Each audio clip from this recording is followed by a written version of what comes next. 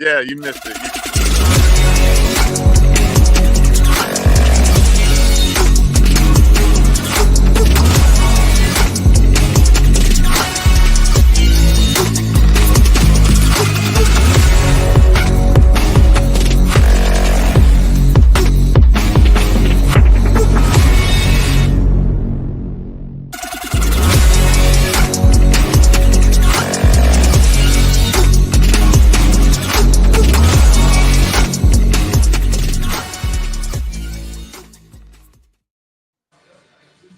What up, y'all? This is the NiteCap. You want to know why I'm looking so shoddy in terms of quality? I finally found my phone and did not have time to be able to make it back to my computer on time for the NiteCap. And I'm going to make sure I get back there as soon as possible, and I will be popping in and out of the show. But I have very trusted people to help me out because we have had great shows, especially the last couple of nights. So I want to make sure I introduce my two very capable other hosts, Gabe, Big Ten, baby, Josh, Valdez, JV, also known as Varsity because he's no scrub, as TLC said. And myself, of course, is E-Rock, looking like he's just filming a home video. So they are all prepped, and I'm going to be back on here shortly. But I want to make sure I pass it off. But I want to ask, how is everyone doing tonight? I'm So good, brother. good. Well, y'all look great, and I really appreciate you helping me out, man. Help me out in a tight spot. But it's good to have my phone back, even though it doesn't look as good. It's good to have the old phone back, the old mobile. So I will go ahead and leave you with. You know what? I'm gonna go ahead and leave you with actually whatever you want to do, because then I already gave a rundown of what I think is important. Let me actually go ahead and address one thing, and that can probably segue into something else. Free agency today. It's not actually technically free agency. It's clearing cap room with releasing people for the cap room. And the Buffalo Bills are a huge culprit of that. And with that, I will leave y'all and everyone in the world in capable hands for the time being. Gabriel, Joshua, please take it away, sirs. Yes, sir. Yeah, for sure. Oh, what a lovely intro there by E-Rock. What a segue. I mean, that was smooth. I gotta give him Yeah, seamless as anything else. But let's first, if we want to go off of that a little bit, the Buffalo Bills are releasing anyone and everyone that you would think they could and should. Maybe not should, but they've released a lot of names. It's like a list of 6 deep, I'm pretty sure. But the head of that is the cornerback. I almost said Lavarius Sneed. Tre'Davious White. Yes. Yeah. Yeah. What did you get a chance to check that out, or what'd you think of their moves? Yeah, well, I mean, we spoke about it yesterday for a bit. Yeah, they basically gutted a whole bunch of their team. I mean, Jordan Poyer was a big contributor for them over the years. He's gone. I mean, Trey White is an all-pro guy, and he's gone. Yeah. So, I mean, I don't know. I think we mentioned this yesterday. I do agree with you about the Bills. I think their window is kind of is very, very slightly open, but it's just closed a lot on their moves now that free agency is going to start and the draft. The Bills don't usually land big free agents like that because Buffalo's, who wants to live in Buffalo, right? I mean, it's a hard sell. So they have to really build it organically, which they have done somewhat with, drafting Allen, trading for Miller, trading for Diggs. They've done well with the resources they've had, but it hasn't resulted in anything more than choking in the playoffs, and underperforming. So I think that the team hasn't gotten any better for sure at this point. Obviously, they have the draft and free agency, but it's not like they have major high draft picks either, because there was, what they have, they have like the 24th pick or something. It's not nothing crazy. They can do something with it, but yeah, it's not like they're the Bears sitting at number 1 with all the power in the world right now, right? So I don't know. I just don't know how they're going to really swing this in terms of trying to be on par with the Chiefs.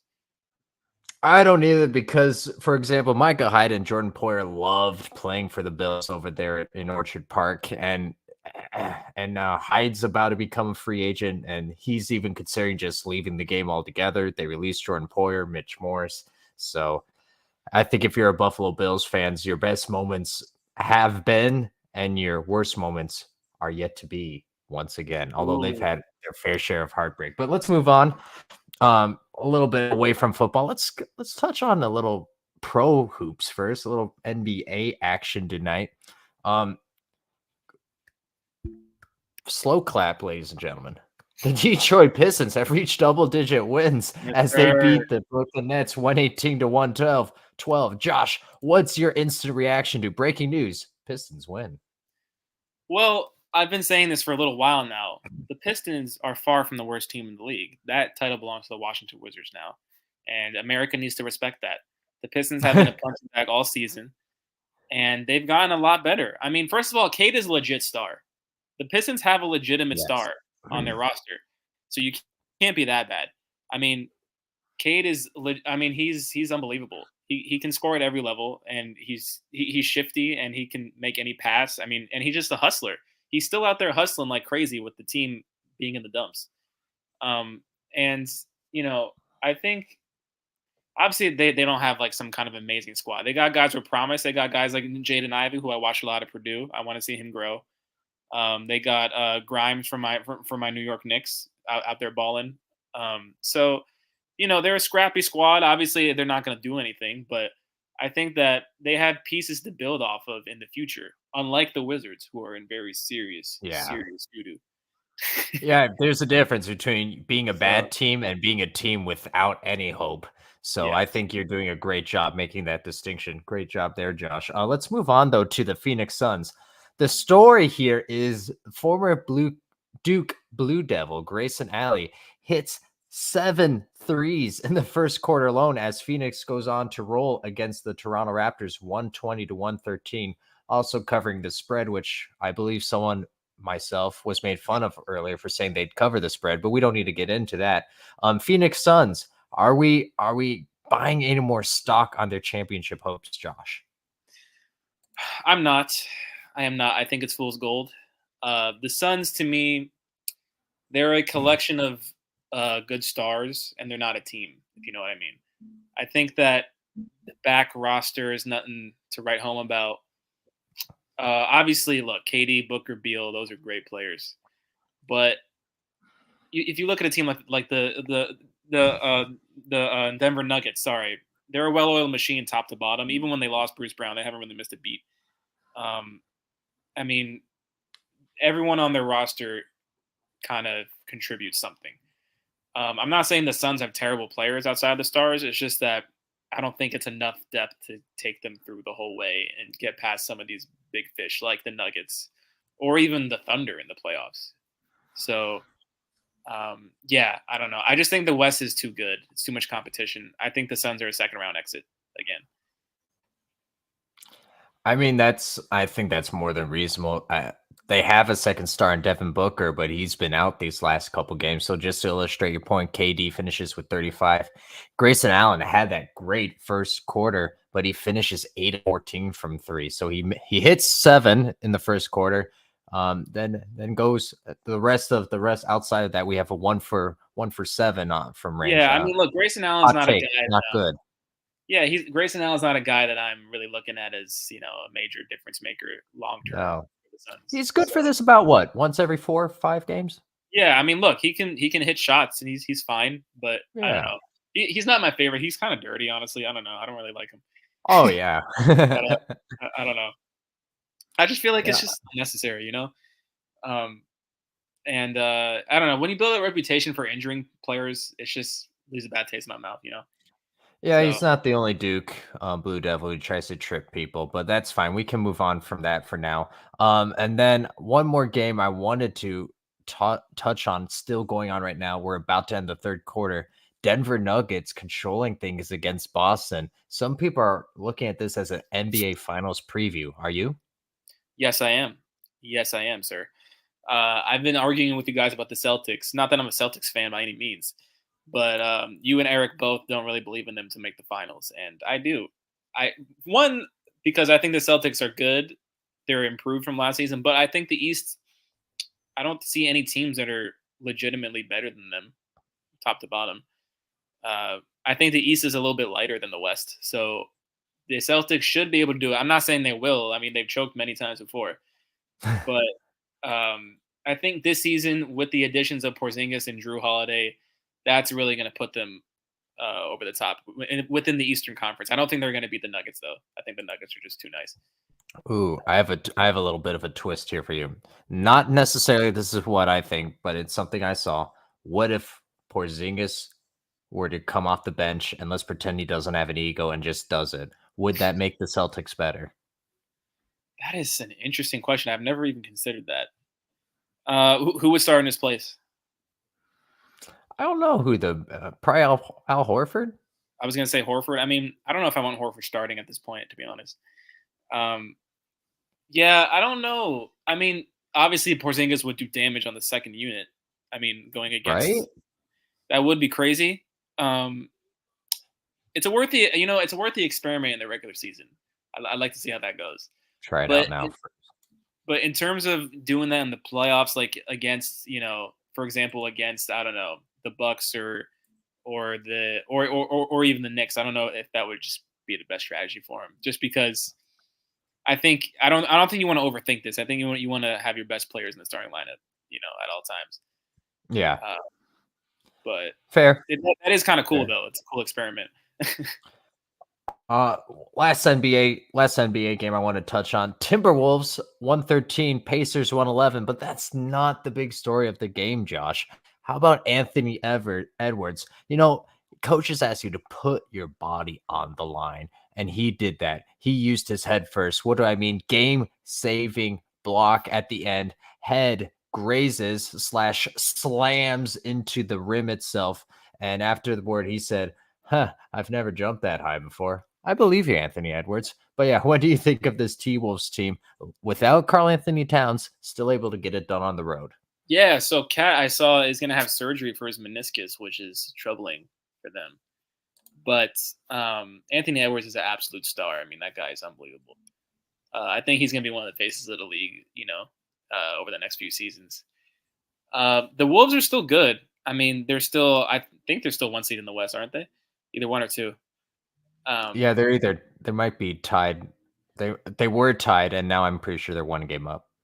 Right, yeah. So, I mean, look, the Wolves, I mean, they still have Gobert manning the paint. I mean, they got a good squad.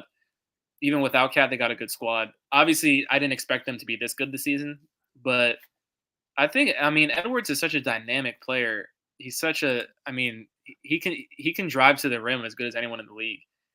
And he can make hustle plays on defense, like you were just saying. So I think that the Wolves without Cat, they're not obviously going to go to the finals, but I think that they'll tread water just fine without Cat for the next foreseeable future.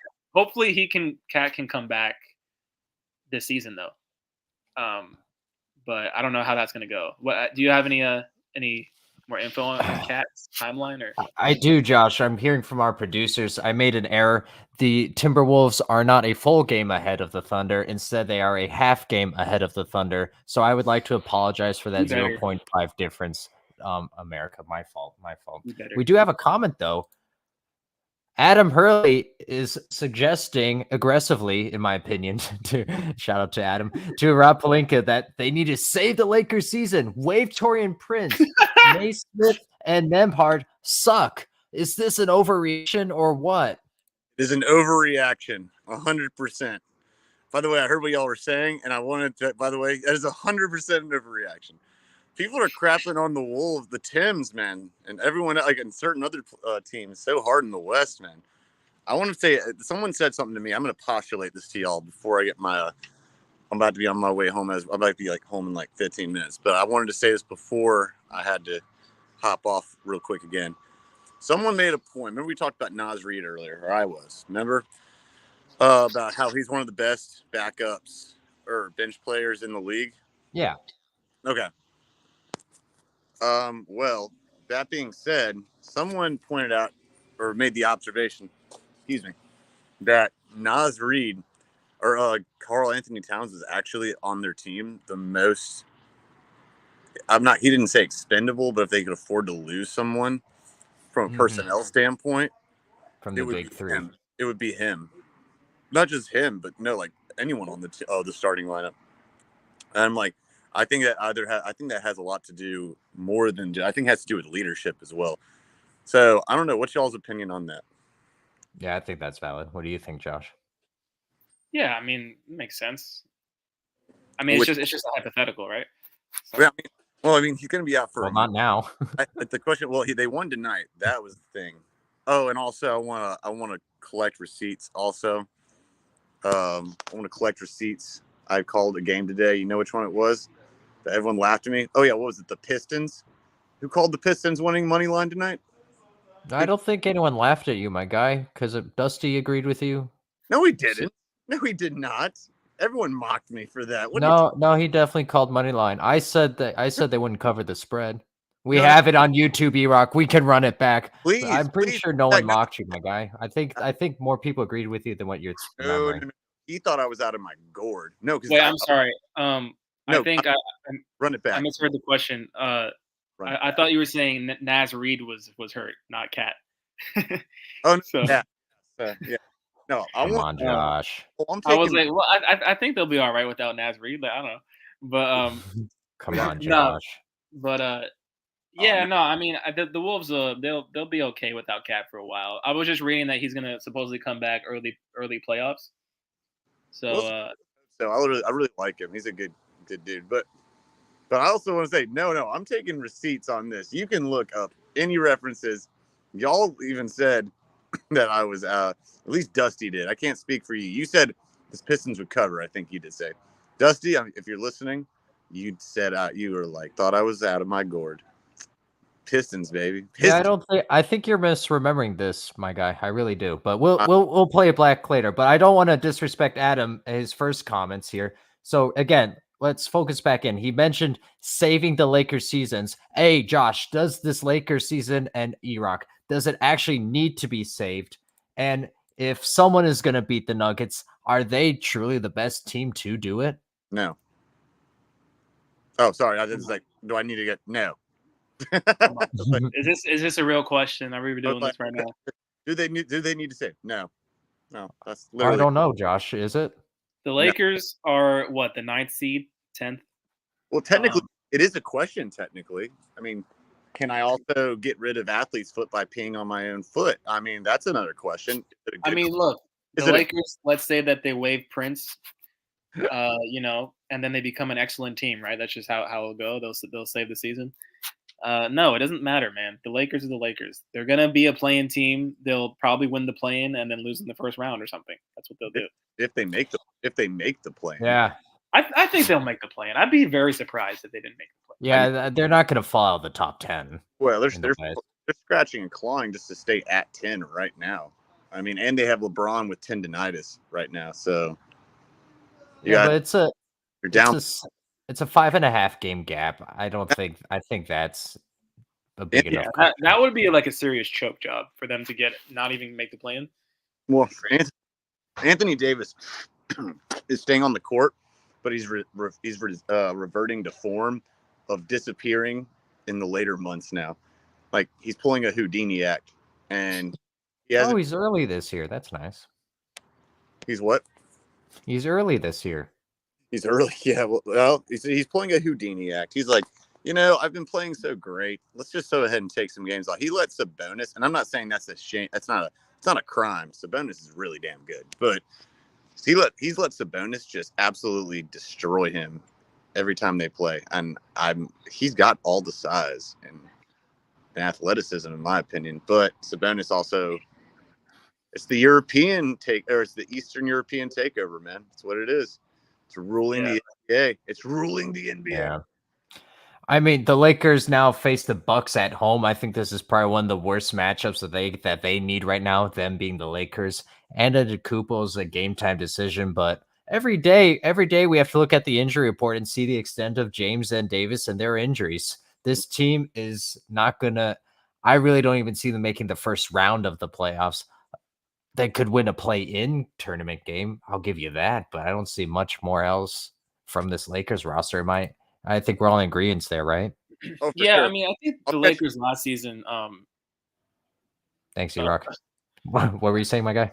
I think the Lakers last season they they kind of caught fire, but they also had a decent team around LeBron and AD. I mean, now it's like if I feel like their team is just it's so forgettable outside of those guys. I mean, you got Austin Reeves. You got D'Lo putting up some good games, but other than that, I don't know, man. I mean, remember when last year they had guys like Lonnie Walker stepping up big time. Yep. I mean, they had guys stepping up that helped them get that far. Even though no one expected it. And now I don't really see much going on. I think Gabe Vincent really was I thought he was going to do more. I know he's been hurt, but that's kind of not panned out. And I don't know. Obviously Prince hasn't really panned out. Then Hachimura. Yeah. I mean, yeah, I knew I was forgetting one. Rui was like great for them in the playoffs last year. Like Rui and Reeves were both cooking, as well as a bit of Lonnie Walker too. I remember D'Lo kind of sucked, ironically, but yeah, I don't know. It feels like their team's not really doing much outside of their top two guys. I mean, Reeves obviously has his moments. And Adam, unfortunately, I think this is the exact issue. Josh, I understand what he was saying. He was basically saying like, it's not the exact same roster compilation. So that's what you meant. Like Lonnie Walker, great example. They have pretty much the same nucleus, the same pieces. And last year, I thought they kind of played a little bit above what they are collectively as a team. This team relies too much on the greatness of LeBron at age 65. This team isn't going to be able to go on a deep playoff run. I see them in the same vein as the Golden State Warriors, who are right now losing to the Chicago Bulls. So that tells you all you need to know. But let's move on. Josh. Do you have your brackets ready? I wanted to go through all of the rounds of some of the mock drafts. What do you say? Yeah, let's do it. Okay, so first thing we have. No, I'm kidding. Can't wait for Selection Sunday though. Right tonight though, a little bit of college action, more so on the West Coast. Washington, the Huskies upset who many thought were the strongest Pac-12 team. RIP. In the Washington State Cougars, 74-68, and then Arizona handled UCLA. But what about this? What about those two games? Does anything stand out to you there? Yeah, so Arizona, I didn't think they were going to win by that much on the road. That's pretty crazy. And then what was the first game? Washington versus upsets number 18 Washington State, 74-68. Oh yeah, that's pretty good. I think that's definitely going to affect some seeding there, that upset. Mm-hmm. I mean, obviously, Washington State's fine. They might drop down a bit. But, yeah, I think when it comes to these end of these regular season games, you're kind of tuning up for the conference tournament. I want to see, obviously, UCLA got absolutely rocked. I know they're on the bubble right now. I think, I do think they have something left in the tank because UCLA has done this before, being kind of a low Cinderella seed, kind of a afterthought team, and then they go on a run. Yeah. I think I wouldn't count them out completely yet. I don't know. I think it's hard too because we always talk about this with college, like how much does the regular season really show us? I think it does affect the bubble. UCLA might now need to really go on a run in the conference tournament. Yeah, I think so. But what I'm saying is I think that they can do it. Until they're literally out, I'm not going to count them out because they've done this exact thing before. So that's kind of my take there with that game. Okay. But what and what then do you let's think of Washington State? Oh, sorry, what? What do you think about the other game? Yeah, I mean, I didn't really like the Washington State team as a whole. I mean, in general, I thought the Pac-12 was the worst of the Power 6 conferences, that's for sure. So I'm not taking too much. Arizona should have beat UCLA by that much, considering, yeah, coming 23 into the season. So that shouldn't be shocking. Although UCLA, like you said, has been better, but I think Arizona's going to fall off here rather shortly. Let's move on to the Big Ten, though. A little bit of college action over there in Wisconsin as they hosted Rutgers, and Rutgers 78-66. Next year is going to be amazing for Rutgers, but what happened this year, or what happened this game for your team? So, by the way, I wrote an article about how Rutgers is going to go to the moon next season. Rutgers men's basketball. Oh, where can you find that article, Josh? You can find it on TotalApexSports.com. So check that out. Check it out. Rutgers. We were talking about this earlier. We're talking about. Yeah, we're talking about. That's the guy who's giving me a ride right now. Say what's up. Hey, what's up, guys? There you go. This is on the go, baby. He said he wants to do. He's like, I'm not ready to join tonight. He said I need to have a heads up. But he's asking, so I can talk, right? I'm like, I mean, hell, why not? He went to go see Wake Forest beat Duke. There you go. Which is awesome. But here's the cool thing though about I didn't realize that Rutgers was gonna have such a good team next year until I was informed today, which is that because of the coach? I don't know. But Wisconsin, you guys are right. Wisconsin. Actually, I think we both called it. Wisconsin won by 11? But it was not by 12. Yeah, I think they covered the spread, but it was still it was the ugliest 12-point win I've ever seen. So, well, that's a Big Ten for you. So how did the Temple game go? The one I was getting totally smacked on for earlier. Oh my gosh, Erock, I really didn't want to do this to you. I was like avoiding it just because I didn't want to. I didn't look. The UAB won 100-72. Ooh, there you go. So I was close, right? I mean, yeah. Again, I wasn't even gonna bring it up because I didn't want to, do you dirty like that. No, it's okay. Hey, I make my own bed. It's all good. It's not a problem. I make my own fate and I lay in my own bed. It's all good. Well, you know what? It was worth a shot. I thought it was a bold pick, but it was a bold pick, Erock. It was a bold pick. It was 100% a bold pick. It was bald and bold and apparently not beautiful. And so there you go. Well, what are you gonna do? Temple disappoints. They just continue to disappoint. Yeah, but Josh, maybe don't reveal everything in your article that you said, but just what are some of the highlights? Why is this Rutgers team? Why was this year something of a disappointment? But next year they're gonna look good. Well, now I'm really curious. This year was kind of like a transition year. We always knew that next season was the real season because we had these guys. We have 2 of the top 3 recruits in the nation coming for next season. I won't reveal their names. You have to see the article for that. But this year we didn't really have any elite guys. I mean, we have a lot of like 4-star, 3-star players. But next year we're gonna have our 2 5-stars as well as a good supporting cast. So I think. Josh, I'm sorry to interrupt you. This actually, because I asked this question earlier and I didn't really get a straight answer. So I'm hoping you can give me a good one. Why is it all of a sudden that they have gotten these? Like, is it a new coaching? Like, I haven't paid attention to. No. So we've had the same coach since 2016. His name is Steve Peichel. I've actually met him before. When I was the sports editor at Rutgers, I met him a couple of times. He's really cool. But so what's the difference now? What makes it different? So it's not really a difference as much as like it's been building up to this for years. So it started. He's been good at getting good players for a while, just not at this level. The first time he got a big time player was Cliff Amore, the center, top 50 prospect in the nation. He was tops in New Jersey at the time, I believe, and that was like 2-3 years ago. But I mean, we've made the tournament twice in the last few years. We would have made it in the 2020 COVID season, so we've been building our cloud up, sort of. But well, I'll tell you. Well, okay, I'll tell you one of the prospects. His name is Dylan. His name is Dylan Harper. He's the brother of Ron Harper Jr. and Ron Harper Sr.'s son. Oh, that's cool. So we had the connections there. Obviously, he's also from Jersey, so that helped. Obviously, his brother Ron went to Rutgers, and so that helped a lot.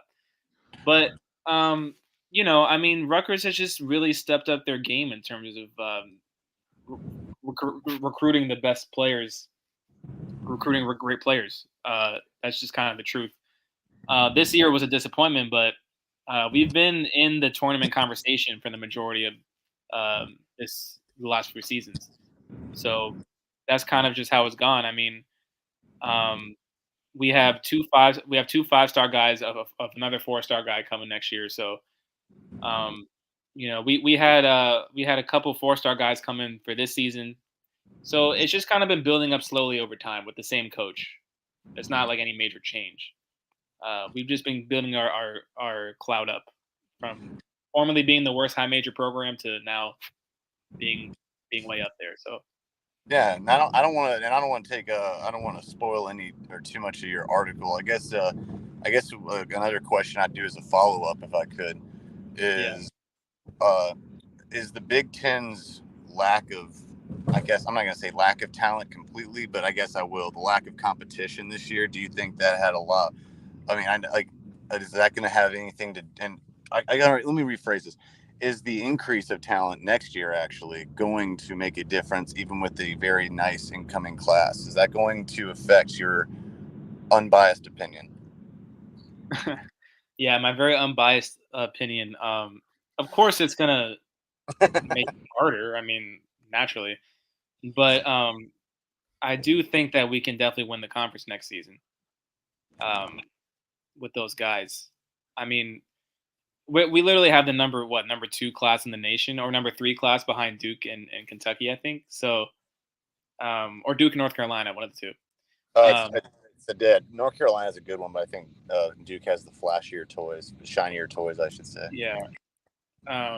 No, yeah, Duke's obviously they got a lot of guys coming in, but no, I mean, as long as we stay healthy, I mean, with those guys, obviously we don't know if some of our seniors are going to come back.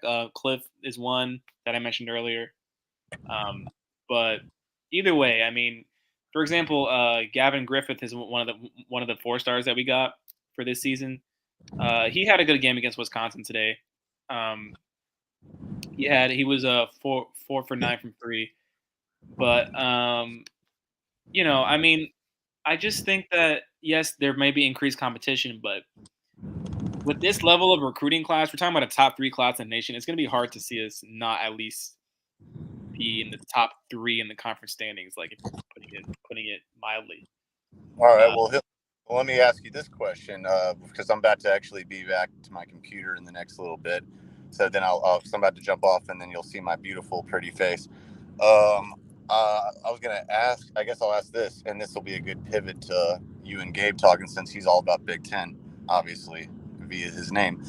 Who do you see as the biggest threats next year, since you're obviously very, very keen on and very aware of the recruiting class? You're breaking up, my guy. Breaking up, Eric. Yeah, I know. I'm sorry. Hold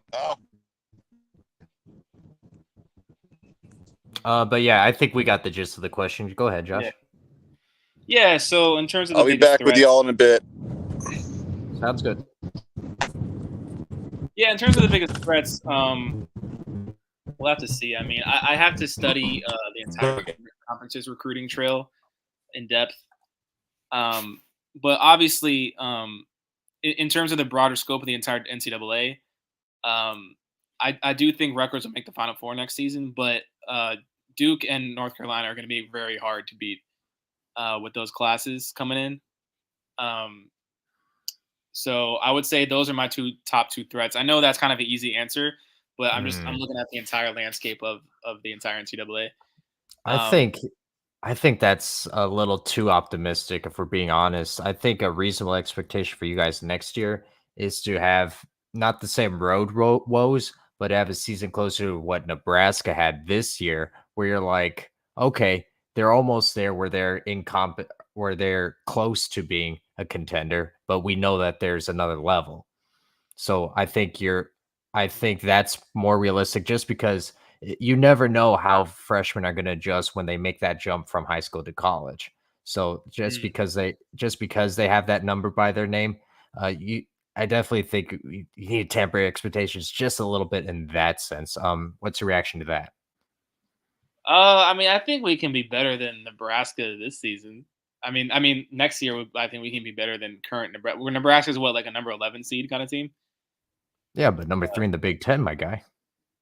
Yeah, but what, I mean, I'm saying in the tournament. I Like mean, probably like around an 8, 9. 8, okay, 8, 9. I mean, we've been 8, 9 before without without this kind of class. So I mean, yeah, freshmen can take time to adjust. That's true. No. Um, No, I didn't but mean the national, but because you said top 3, and like you said potentially winning the Big Ten. I think you're going to be on the outside. I think you're going to be in that 3-4 range, being closer to the 1-2, but there'll be a little bit of a gap. Or do you just disagree with that who do you think is gonna entirely? be 1-2? I don't want to give that quite yet, but what do you think of that first? Or Well, yeah, well, I was kind of or do you admitting really earlier. see him winning it all in the Big Ten?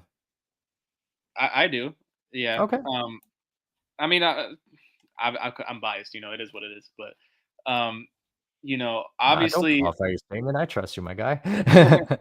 no. I mean, well, because the thing is like our team now, right? The reason why we haven't been good this season is because we just don't have the top end talent, but we have a supporting cast. We just don't have the stars.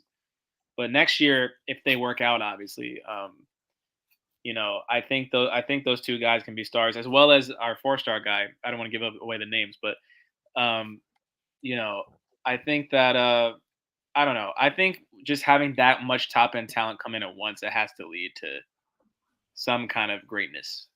Unless it just completely flames out, it is what it is. But Yeah, I don't see that. yeah, I don't know. I mean, I think 8, 9 seed is lowballing us in the tournament. I would be surprised if we're not a top 5 tournament seed next season. I'll say that. No, so when I ask for these kind of predictions, I'm not asking for what do you think what the stupid tournament scene's going to be. It's way too soon to talk about that. I think you can have conversations about where they'll fall in the Big Ten, though, and then Yeah, yeah, yeah. So I we was got to saying remember top the other 3. teams coming in too. Yeah, no, I was saying top 3 at least for Rutgers next in the conference Okay. next season. I But to answer do your think we can win it though, but at least top 3. question, though, I mean, Wisconsin's going to be better next year. They were so bad this year, and Yes. they have some nice pieces that I like. So I think Wisconsin is going to be back where they should be, near the top. Um, I don't see this Michigan State team completely derailing like they did this year as well next year. And then I kind of like what's going on in Iowa right now. I'm not going to lie, Josh. Or do you think I'm off my rocker? No, look, I respect Iowa. I mean, Iowa has been consistently solid. I mean, just watching Big Ten throughout the years.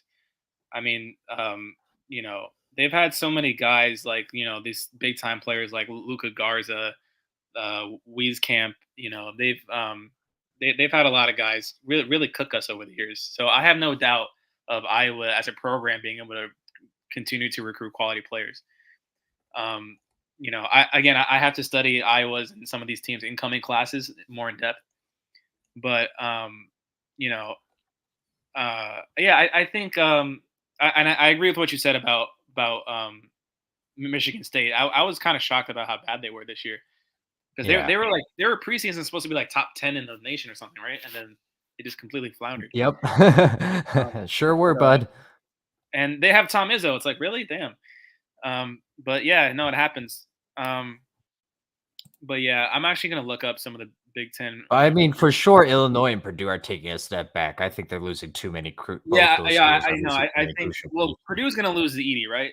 So I was gonna mention that. Yep, and then Yeah. So that's obviously gonna drop. Without Edie, they're gonna have to completely like restructure their whole team. So um, Illinois loses to Mask and Terrence Shan Jr. They're both seniors. right, right.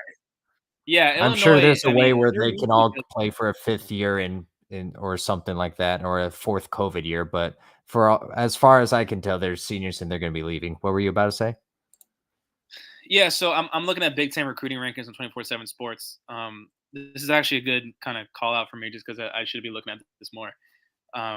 But so obviously 1 is Rutgers, 2 is actually Purdue. They have 6 commits coming in, 3 4-stars. Michigan State has 3 commits coming in. They're number 3. Oh my god, I keep forgetting freaking USC is gonna be in the. Oh my god, it's ridiculous. Yeah, that's what I'm saying, my guy. So no, I know. I get it. I mean, look, I wouldn't be so cocky if we didn't literally have, an unusually great class coming in. Not. You do. You do. So yeah, I mean, it's literally the best class in our history outside of 1972, when we had the class that eventually led us to the Final Four, which, I'm kind of, saying it might be some deja vu action, but There we go. I think yeah, I'm kind of looking now. Nebraska is ranked number 13 in the rankings. But yeah, with the 4 teams coming in, I mean, they're definitely gonna make things tricky. I mean, USC is always competitive. Obviously, I mean, Washington, I'm not sure. I'm not sure how they'll translate really. I mean, Oregon, these are competitive schools, but I'm not as accustomed to watching them on a regular basis as I am with teams like Iowa or Penn State, or Ohio Right. State. So it's going to be, it's kind of hard. It's kind of hard to project them in our conference. We've never seen it before. So, but yeah, but no, but I think I do agree though. I think Michigan State will be back up. I think I agree with what you said about Wisconsin as well. I do think Purdue's going to take a step back. They might fall out of the top 5. Well, they're also losing Cam Thomas, who is huge Yeah. for them this year. I think if I had to project a top 5, it would be something like Rutgers. I mean, the rest would be out of order, but I'll say Rutgers, maybe Michigan State somewhere in there. I'll say Wisconsin somewhere in there. And then maybe one of the new teams like USC will get in there. And then, yeah, maybe give me a team like, let me see. Who's got some guys coming in? Maybe a team like, maybe even Washington. I mean, wait. I think some of these new teams, or Oregon, some of these new teams will definitely assimilate, but it's hard to say. I do think Illinois will take a step back. Michigan, I don't even know what the hell's going on there, man. They're just completely. It's just it's hard to see them succeeding right now, with just the way the state of the team. What do you think about Michigan? Why did they just completely embarrass themselves this year? I mean, it's kind of hard. It's kind of hard for a player to coach at an alma mater where you're known as someone that really brought something special to the school. Yeah. So yeah, that first year, that first couple of years was kind of special, and Juwan Howard was kind of taking over, and we're seeing what we're really seeing, in my opinion, is the cumulative effect of him just not having that experience of running a college basketball program. Hey, Yurok. Do that thing. Oh. That's what's up. And then you pair that with all of the changes that are going on. It just, that on its face, I didn't think it was a good fit long term. I really don't like when players just become head coaches just because they were players, because coaching is a totally different beast. Yeah, but I think we're just seeing all those effects, and that's what accumulated this year for Michigan. Yeah, it's crazy. I mean, Michigan. I mean, I knew they were going to take a hit after they lost Hunter, to Kansas. But yeah, I didn't think it'd be this bad. I mean, Jesus. So where are we at? Wait, so catch me up real quick. Sorry, I bleeped out. I actually had a really good question. I was doing hard-hitting journalism questions, and then I blipped out, and I'm pissed about it. But let's move forward. I don't want to go backwards. What are we talking about? Catch me up real quick on what we are talking about. We're talking about how Michigan basketball has been absolute garbage this year, and why. Oh. Well, I have nothing to add. Yes. Well, we were just saying, I was just asking Gabe, why do you think what happened? And he was kind of talking about how, he doesn't think Juwan Howard is the guy for the job.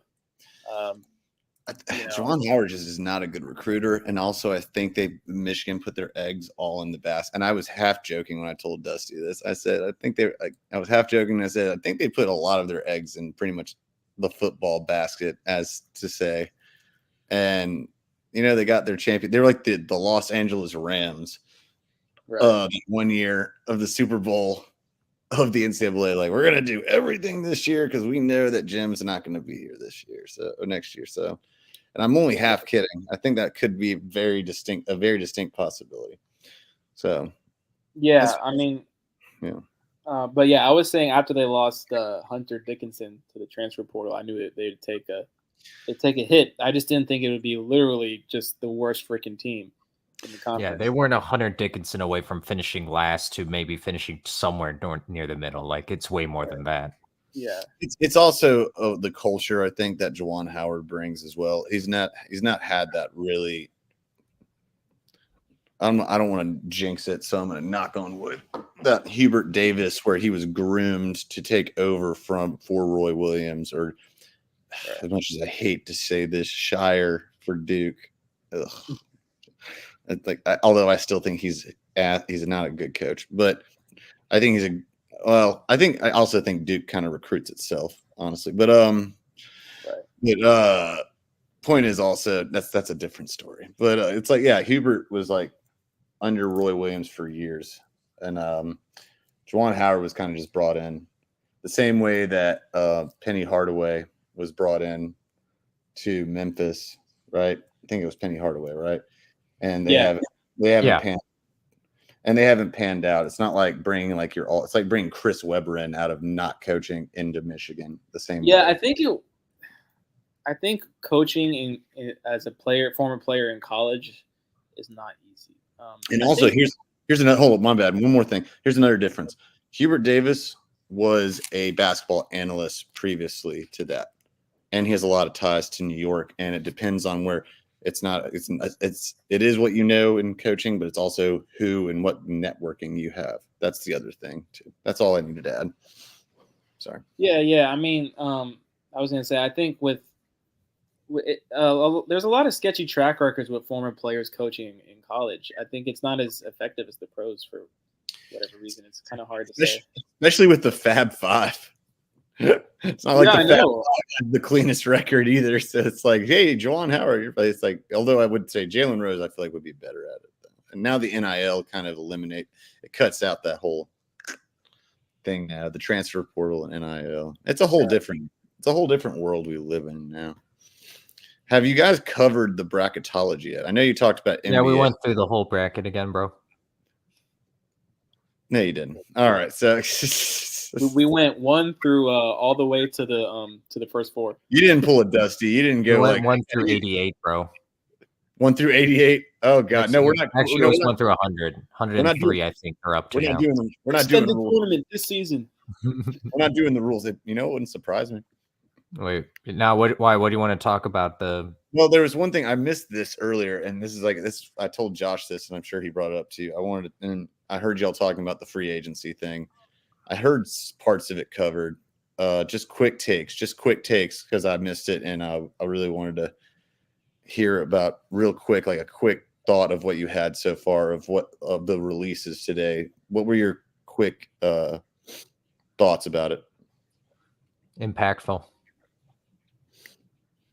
Wow. Yeah, well, that's quick. Well, that's quick, no doubt. We were talking about how the Bills, cutting all these guys. It's just, it really feels like their window at actually winning a championship is just extremely minuscule right now. You think so? Yeah, extremely slim. All right, then I'll only ask this thing then, because Brian Burns, as I was saying, they're going to franchise tag him. And the Chiefs, I already said they're going to sign Chris Jones. I know they're going to. I'm 90. Yeah, they're not letting him leave the building. There's no way. I wouldn't let him leave the building. You're trapped. You're not. You're chained the door. You're a Chief now, mister. You're not going anywhere. That Brian Burns, though, Spider-Man for the Panthers, was franchise tag, making a whopping $24 million for an edge rusher. Whopping $24 million. And the question is, are they going to trade him now to get assets, or are they going to keep him because they need him and he's really good? What do y'all think, real quick? I think they'll keep him. I don't really see, you don't really see sign and trade deals in the NFL like that, do you? Yeah, you do. Well, you see anything these days. You can. It's very possible. I think of it more as an NBA thing. Can you think of like sign and trade NFL deals recently? It's a tag and trade. I guess we'll call it this one. It's not really a sign. It's a tag and trade. We just had a tag and sign today from the Bears. Like they tagged their cornerback and then Henderson. I'm pretty sure. Lamar has his opinion. Lamar, I love you because I agree with you 100%. I think they'll keep him. Well, here's the thing. The only reason why they would be doing that is because they're desperate to get another first-round pick. But this is such a deep skill position class that I don't think you need to. Well, yeah, that's what I'm saying, E-Rock. Why do you want – I like Brian Burns is good, but the Panthers aren't in a win-now mode right now. So if you could get some nice pieces, why wouldn't you want to go down that route? I could see it both ways. Here's the one reason I would say I would lean more towards keeping him. Here's the main reason. He has, other than I actually knew the answer to this. Someone ridiculous, but has like the second most quarterback pressures in the last 2 years or 4 years or something like that. He's really good, and it's hard to come by. And he stays healthy. Knock on wood. He stays healthy on the field. He's athletic. You can put him it's like Micah Parsons. You can put him in a lot of places. You don't find that very often. You don't find it. It's tough. I see both sides of it, but I lean more towards keeping him. Don't do this trade game like you did. Look, and I like Bryce Young. I think we gave him a raw deal. I think he will. If we need to surround him by O linemen, there's a decent amount of good O linemen this offseason or this offseason and this draft class. Look for receivers. Look for O linemen. Leave the defense the way it is. And just sign free agents. That's what I would go with the Panthers if I was running it. Yeah, I don't think look for a running back. Yeah, I don't think just because the Panthers aren't like a championship contender it doesn't mean that they should sell off their best player or one of their best players. I agree. I mean, he's a young guy. I just looked it up. He's 25. 26. Yeah, 25, 26. Yeah, I mean, that's a building block for your franchise. He has time. You know, he doesn't need to be on a win now team. Plus, if you franchise tag him, then you can work on it during the off season or during the season, even or whenever the line is, and then you can restructure his contract, maybe make it more cap friendly. Plus, they did just increase the cap. That's what I'm saying. All right, yeah, it was more like $20-30 million, right? I can't remember the exact number, but it's a decent amount. So. Thank you for answering that question. Back to the topic at hand, what we were talking about, bracketology. That was the other topic I really was insisting because, Gabe, you were doing whatever you were doing. I don't know where you were. You were being mysterious. So I told Josh a person that one of our fans was saying, like, who is this? Hey, who is this kid? And I'm not going to say. I'm like, oh, I'm like, I said, oh, that's Josh. It's not exactly what you said, but it was funny. But we were talking about bracketology. So where do you see the number 1 seeds as you see it right now? And then we can move to number 2 seeds. Oh, good. So we're not going 1 through 16. No. No. We're not even going. We'll go 1 and 2, and at the max 3. That is it. That's it. I see Appalachian State. You know what? Just if you will, they've lost 2 games in their conference play, and they're going to be higher ranked, higher seeded than you think they will be. They will be a 10 seed, and they are a menace to many teams. I don't know if that's true. I'm not Joe. I don't even trust Joe Lenardi's dumbass. I think he's an overrated douche. All right. So, yeah, that's why I hate bracketology from like the experts. Like, tell me once where they've gotten anything right. It could be sunny outside, and I wouldn't trust them with the weather report. I really wouldn't. But anyway, what were you about to say? I don't trust meteorologists with the weather report, so that's fair. So to be fair, let's go. It's like you hear that. Do you trust meteorologists with the weather report? Come on. You're right. I am being too harsh on weather weather reporters and meteorologists. I apologize for comparing you to Joe Lunardi. That was an How insult dare to you? that, How that dare profession. you? You're mean. Believe it or not, they get it right 70% of the time. Believe it or not. I read that stat. Are we talking about what? We talking about meteorologists or? Yeah, hell no, we're not Yeah, talking about bracketologists. They're lucky to get 7. I was gonna say I don't think Joe Lunardi has that high of a hit rate. No, I was about to say 70%. No, no fucking no. way. I don't believe Let it. be. I don't believe it. Okay. But yeah, sorry, I didn't mean to derail this whole thing. No, it's welcome in this show. That's what y'all were missing while I was out. That's what it was. You missed derailing. That's what it was. Oh my lord. I'm changing this. This thing's blurring. It's getting messy. There we go. See? Yeah, now all right, there we go. I'm gonna take away my grand piano. I was blipping in and out. When it comes to nighttime, my grand piano tends to go away somehow, mystically, like Doctor Strange or something. So, bracketology, number 1 seeds, hit it right now. Gabe, you first. Do it. Run it. Sure. I mean, I have South Carolina, and then I have Stanford, and then I'd probably put in Ohio State. And for me, from there on, it'd probably be a toss-up between Iowa and possibly LSU if they go on a deep SEC run.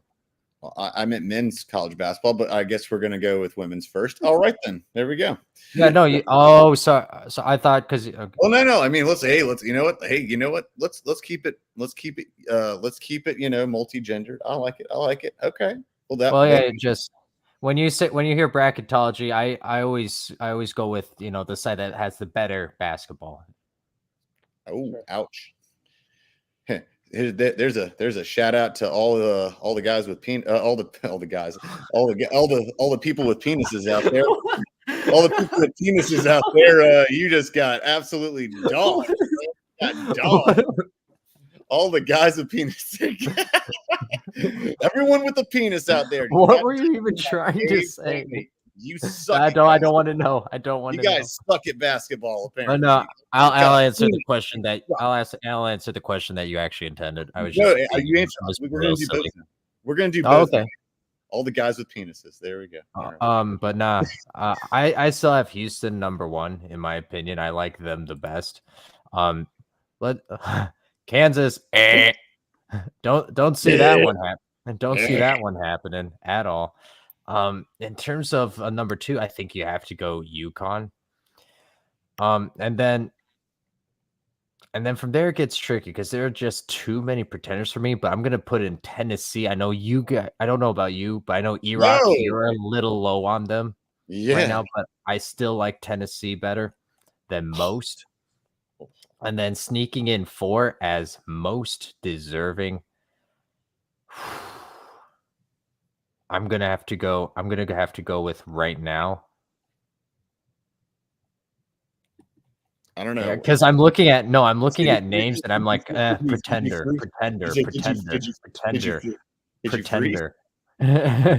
Like I don't really love the number 4. I'm gonna I want the right to amend this, but I'm gonna go with North Carolina for now. Okay, so I was saying like I like it though. I like it. All right, Josh. All right, varsity. So wait, Gabe, those are your 4 number 1 seeds for each region?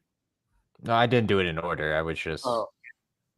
All right. Well, Josh, you know the form. We don't need to fill out the bracket and then pick up the matchups. I was asking for 4 number 1s and 4 number 2s. That's what I was asking for. That's what I was. And then we're gonna break down the Sweet 16. No, I'm not going that far. I'm just doing the 2 that make sense. The 2 that are easy to classify. I'm not going into 3. I'm not even going to 3. We're going like the bathroom. We're going number 1 and number 2. Okay, that's what we're doing. All right. So let me get 8 then. So not the Elite 8. Let me get 8 teams. Then. That's why not you. I'll circle back to Gabe because Vars. Yeah. So, similar to Gabe, I actually like Tennessee even more than Gabe. I think that they're a serious player. I think they'll be a 1 seed. And I'm lower on Houston, so I'm not going to pick them. I think Tennessee, they have connect, but they also have a good roster around them. I think they can score and play defense. They're a well-rounded squad, so I like them a lot. I think Purdue will be in there as well. I mentioned that they're a Final Four pick of mine, despite them being sometimes unreliable.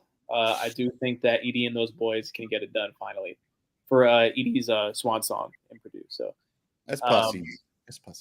UConn, I think they're still my favorite team in the country. I think they're going to repeat. So I got UConn as my safety pick there. And number 4 is a little bit tricky, similar to Gabe. I've been kind of debating it.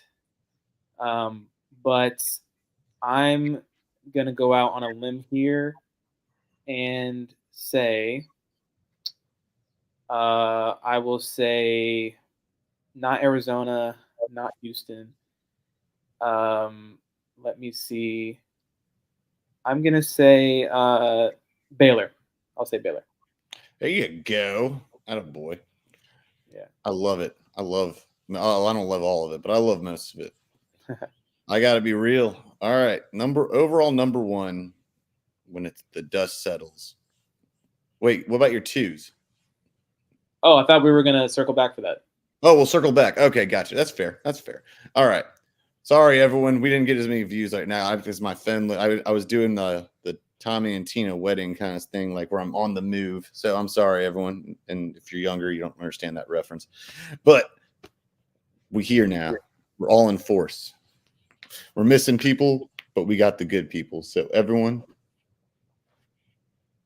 this is what we do. All right, and this is how I'm going to do it. This is how we do it. UConn's number 1 overall seed.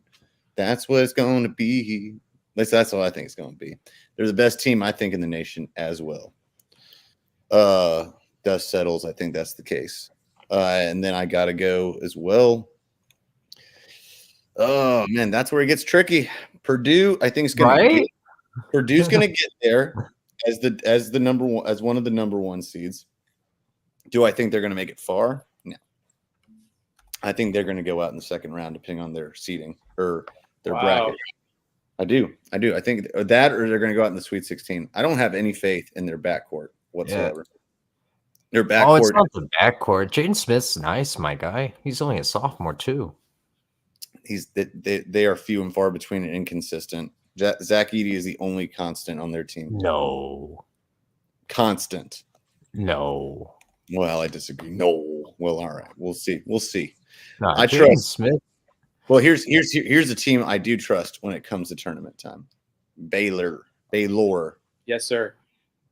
Baylor is, and I think Baylor is going to be, if they get number 1, even if they don't get a number 1 seed, if they get a 2 seed, which they're going to get either one, that is a gnarly team to play in the freaking tournament. I've been saying that, and y'all know I've been saying it. Yeah. Oh, you guys are actually seriously convinced me about Baylor I've spread it like wildfire over here. Oh, I love it. So I got Gabe because after we talked about it, I watched them absolutely dismantle Kentucky. I mean, not Kentucky, Kansas. And then Kansas. Yeah, no, they've beaten good teams, but when they get to tournament time, they're more battle tested than most teams, and Kansas is so overrated. It's not even fair. Oh my God, they suck, bro. Fuck. I'm not gonna say they suck, but they ain't good like they're used to being. Oh no. They ain't no blue blood. It's not. They suck for Kansas standards. That's what I'm saying. Yeah, for KU standards, absolutely. That's fair. They know for championship standards too, though. Yeah, they're not. No. And so again, this all depends on the seeding. So that's why we're not picking Final Four. We're not picking the semifinals, the champion, whatever. No? Oh, okay. No, we're not. This is just who's going to get the seeding. That's all it is. No. Oh. Because I thought we're going to pick the bracket all the way until the final. Well, no. I have my round of 64 lined up, bro. Well, it's 77, bro. What are you talking? 78. Whatever it is now. Come on. We're not going to go there tonight, remember? Yeah. See, don't start. Don't write a check. Yeah. Don't write a check that this ain't gonna give cash. All right. Wait. No, hey, number 1's but it gets down to 32. So how are you? Like I'm confused by that, but we can talk about that in a second. Well, you're confused about a lot of things. Okay, so No, because I said I have my round of 64. Like, there's going to be a round of 64, and then what's that have to do with the 78? With those other I was irrelevant just bottom joking. teams that I'm were just talking fizzled about out? I'm talking about who's going to get the number 1 seed and the 2nd seed. Stop trying to mix it up. All right. So I'm saying who's going to get if you were Well, going I'm to not confused though. your Let's not get that twisted. you look confused. All right. I said it's round of 64, and you're like, nope, there's 78 teams. I was joking because that's what's going to be next year. Dear God. All And right. then it'll be 84. And Oh, then stop. 90. Stop. All right. So here, so UConn, overall number 1 seed. Purdue, the other one. North Carolina should be, depending on how far they get in the in the ACC tournament. I don't care if they win it, but they need to win a couple of games before they can actually, and it also depends on other things. North Carolina at the small, I think if Tennessee gets one over them by number 1 bid over North Carolina, that's bull. It's bullshit because it depends on what happens. we whip their ass and we have a tougher schedule than they do. So I don't even want to hear like that would be absolute horse. No, hockey. I mean it depends on what. I mean, if UNC goes in if they flame out in the second round of the conference tournament and Tennessee wins it, And I know one of the people that was viewing us we just lost. I know one of them was Tommy because he's a Tennessee alum. He's a Tennessee alum. That's all right. I'm not turning back on it. It's cool. I think Auburn should be. I still think Auburn's going to be a 2nd seed, but I'll circle back to that. But I think it will be though. I think it's going to be Baylor, North Carolina, UConn, and Purdue is number 1s. So now we'll circle back to 2s. There we go. Now, Gabe, would you like to continue yours? Not really. But let's go with Illinois. I was going to pick them too.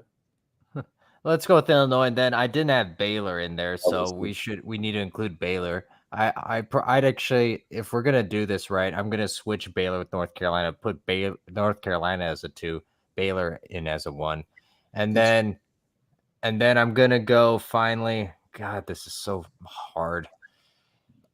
Just because I don't want to pick teams who I have zero faith in at all. I'm gonna go Iowa State, and then we're gonna go. Not Kansas, that's for sure. I can tell you that for free. For free? Oh wow. Yeah, not Marquette. Let's see. I don't like any of these teams, man. Creighton. There you get. Oh, Dusty, hop back on quick. He said Creighton. Say Creighton. I like that team the least out of all the ones I just mentioned. Our colleague in El Jefe. If you say Creighton 3 times fast, he'll pop into existence real fast. Is he big on Creighton? He loves Creighton, man. He loves him some Creighton. Like he's not like his team, but this year he loves him some Creighton. He really does, man. That's what's up. He thinks that they're going to go to the final. They're going to go to the 4. Yeah, I think Final Sweet 4? 16 is a good year for them. I think so too. I don't agree with it. I think they're good. I don't think they could beat certain teams. I don't think they could beat Baylor. I think Baylor would I'm not going to say they'd run them out of the gym, but they would. I think Creighton and BYU would be a great matchup in the tournament. I mean, I'd have them losing to, say, Wake Forest or Florida. That's how little faith I have in Creighton. Florida, maybe. Wake Forest, no, just because. Especially if Wake Forest gets to play on their home court through an amendment. An amendment? Wait, how would Wake Forest? Yeah, how would that? Yeah, what? They're not playing. Yeah. The NCAA says Wake Forest, you get to play this game on your home court. I love them. He's being facetious. I got you. I was like, wait, what is happening?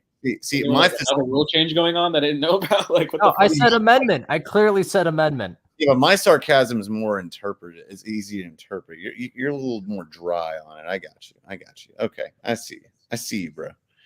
All right, you're just trying to be all sneaky. All right. That's good. I like it. That's a good list, though. Actually, honestly, I like the list. I do. All right. Varsity. Don't look at me like that. Don't you look at me like that, Gabe. That's just my face. I don't like it. Don't. Fair. I don't like it. Don't do it. Don't do your face. From JV. Yeah, no, so I'll say Houston at 2 seed, even though I'm not a fan of them. I think they'll get them too. I think UNC will get it. Probably. I think Illinois will get it, and I think Iowa State will get it. Those are my four. And see, look how easy it is once we get to the second ones instead. See, it was difficult the first one. All right. Right. I love the Iowa State one. I think the Red Storms. Yeah, they're solid.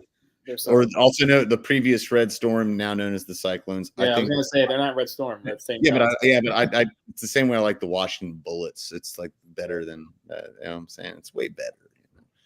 And I'm not going to say the Washington previous name because I'm not going to get in trouble. All right, so this is how I grew up with it. All right, what do you want from me? Or the Cleveland team from baseball. That's how I grew up. Not saying it's right, but it's how I grew up. But the Red Storm's not bad. All right, the Red Storm Cyclones are danger. They are beasts. They are going to be really noisy, like a teenage rock band that sucks at notes. They're gonna be noisy in the tournament. That's what's going to happen. Like a garage 15-year-old rock band. All right, they're going to be just in there. In terms of Big 12, I think they're. I mean, I think Baylor's my favorite, but Iowa State's like right behind them. I totally agree. I would absolutely say it goes Baylor, Iowa State, and KU. Because I have no faith in KU.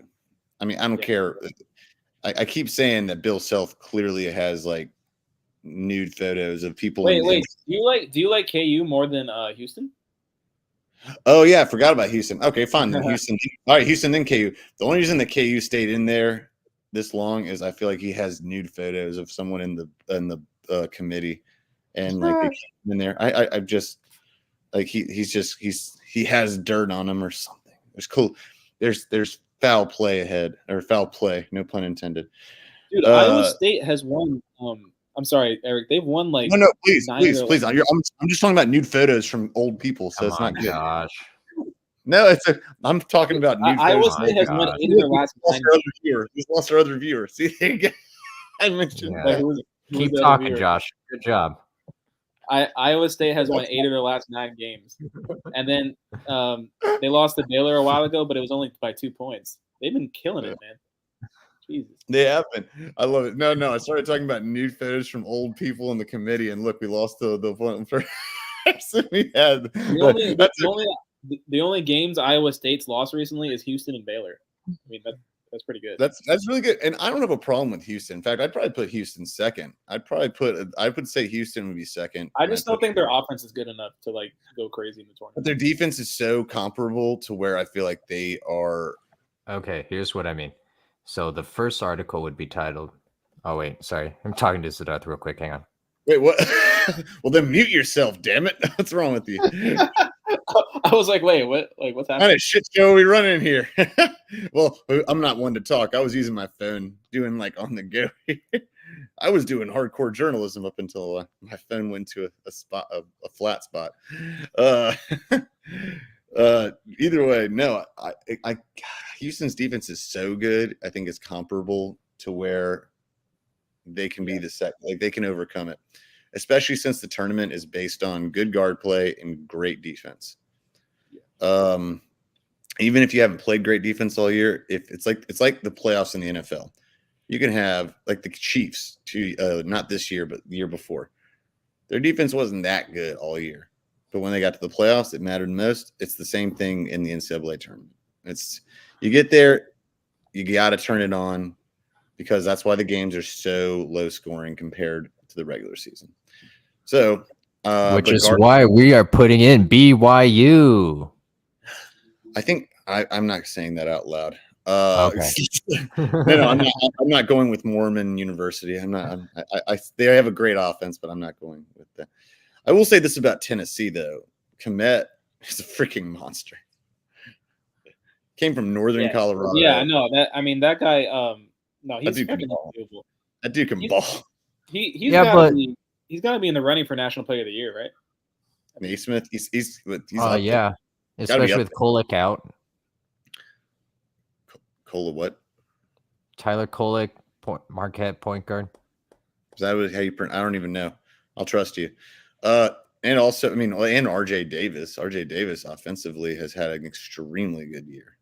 Yeah. I think, and then there's a lot of, I don't even know who's the favorite right now. Connect is definitely up there. There's no doubt. I bet no, you Zach Edey still as a favorite. Yeah, favorite, but that's just because of You mean Lurch or Frankenstein's monster? Well, I mean, it's not even fair because he's literally like an actual monster. He's not even. No, he's like it would have been Tyler Kolek though if he hadn't gotten hurt. Did y'all ever watch Addams Family? Remember Lurch? That's who he is. He's like, no. I haven't seen the show actually. That's usually if you didn't, is like, oh my God, Josh, please say you watched the Addams Family of some sort, anything. Sorry, never once, my guy. I hate you kids so.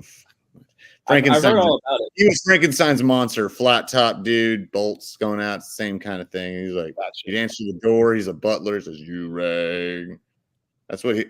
It's not funny when I have to. Yeah, it sounds fun. So, yeah, everyone in the comments, tell everyone how much younger people. Write an article on it on the entertainment site. I'm not writing dick on the entertainment site at all. Get out of here. I'm not doing. I'm literally just telling you guys, you damn whippersnappers. I'm 33, and you don't know what the Addams Family. You didn't grow up watching. We didn't say we didn't know what it was. We just said it doesn't look interesting. I have zero interest in finding more about it. You just don't remember the Frankenstein dude? The monster? My God, we do, but we didn't watch it. At least I didn't watch an episode. Again, does not I'm look not talking appealing. about the TV show, the movie, anything. All right, you suck. I hate you. Fine, right. Frankenstein's monster. Fine, whatever. All right, Lurch, anything. Bigfoot, whatever. All right, you know what? I'm done with you. I'm done. Get out of here. Fine. Here's my second season. Are we going to do a fan react to MASH next after this? Is that the next big topic? You bunch of sad sacks. Here's my Brady bunch after this. I know.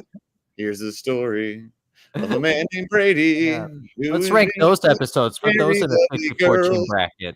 All of them had hair of gold, like their mother. Who are your number one seeds for the Brady bunch? Well, the oldest ones, that'd be Greg and Marcia, and that's actually it. And then you got, the Pops and all right. Either way, you say don't test me. Don't test me. I've watched too much TV over my life. All right, but I also managed to play outside because I did not have smartphones growing up. You young bastards. All right, that's why we had rock fights. The number 2 seeds to me have got to be Auburn. Oh my God. What, Auburn? No, go finish. Something else. Oh, okay. Siddharth probably. Auburn, Houston. If Baylor makes it, then Houston has to be second. Unfortunately, it'll probably be Duke, unfortunately, depending how far they get. And then if the 4 I mentioned make it, then Tennessee would have to be the other one. Then that'd be my second. My number 2s. You had Duke, Tennessee. Who else? Auburn, and Houston. Got it. If Baylor makes it number 1, then Houston would definitely have to be number 2. Yeah, I said the same thing. It would have to be. Yeah. But it's going to be one of the other. It's going to be one of the two. Like either one makes number 1, other makes number 2. It's interchangeable, and it's the same. It's the same thing. Like I don't know. It's complicated, but that's where I'm at. All right, let's move off of this and let's just take a quick respite here because enough of these numbers and stuff like that. Let's have a rematch of last night, and let's just ask a quick question. Do you even college, bro? Oh, boy. Gabe, do y'all want to give me questions tonight? Or you want a chance to limp through it again? What do you guys think? No, you got this. I'll let you be the quiz master. The quiz master, huh? All right. I'm the quiz master. Oh, I'm so happy about being called the quiz master. I'm the Riddler. All right. If y'all don't know who the Riddler is, then I have no place for you on my show. We know the Riddler, Eric. Yeah. I have no place for you on my show if you don't know who the Riddler is. All right. That's just nerd in me. The nerd in me. You'll be released. You'll be released just like the Bills players. I'll run this shit alone like Josh Allen. All right. All right. Well, Gabe looks like he's not paying attention, so I'm gonna wait. Oh my god, fucking go. What's wrong with you? What's wrong with you, bro? Come on, let's go. Come on now. Hey, here's a good question though. Where did make sure? Oh, Melvin Gordon. Where'd he go? Oh, football. Wisconsin. Where'd he go? Football. That's true. Both were right. Where'd he go? Football. No, because yesterday we did hoops, so I was like, oh shit, football. No, I was gonna catch. Oh, I knew it was Big Ten. I loved it. Where'd he go? Football. Yeah. Football university. He went to football. Yeah. There we go, Josh. Glad you were able to make it to the show today. He was right though. He did go to football. He's right, 100%. Okay. All right. This will be basketball. That was funny though. He went to football. All right. This one's gonna be a little tougher. So Gabe, you're gonna have to over there. Gabe, you're gonna have to help him out on this one a lot. Baseball. Exactly. Chris Mullen. Good God. Wow. That's intense. Not if you know like 90s basketball, then no, it's not. I'll give you a hint. It's in the Big East. Well, it's still in the Big East, but it was in the Big East back then. And their rivals were in New England / tri-state area. They used to actually be a really good basketball school. So that gives you a lot of hints.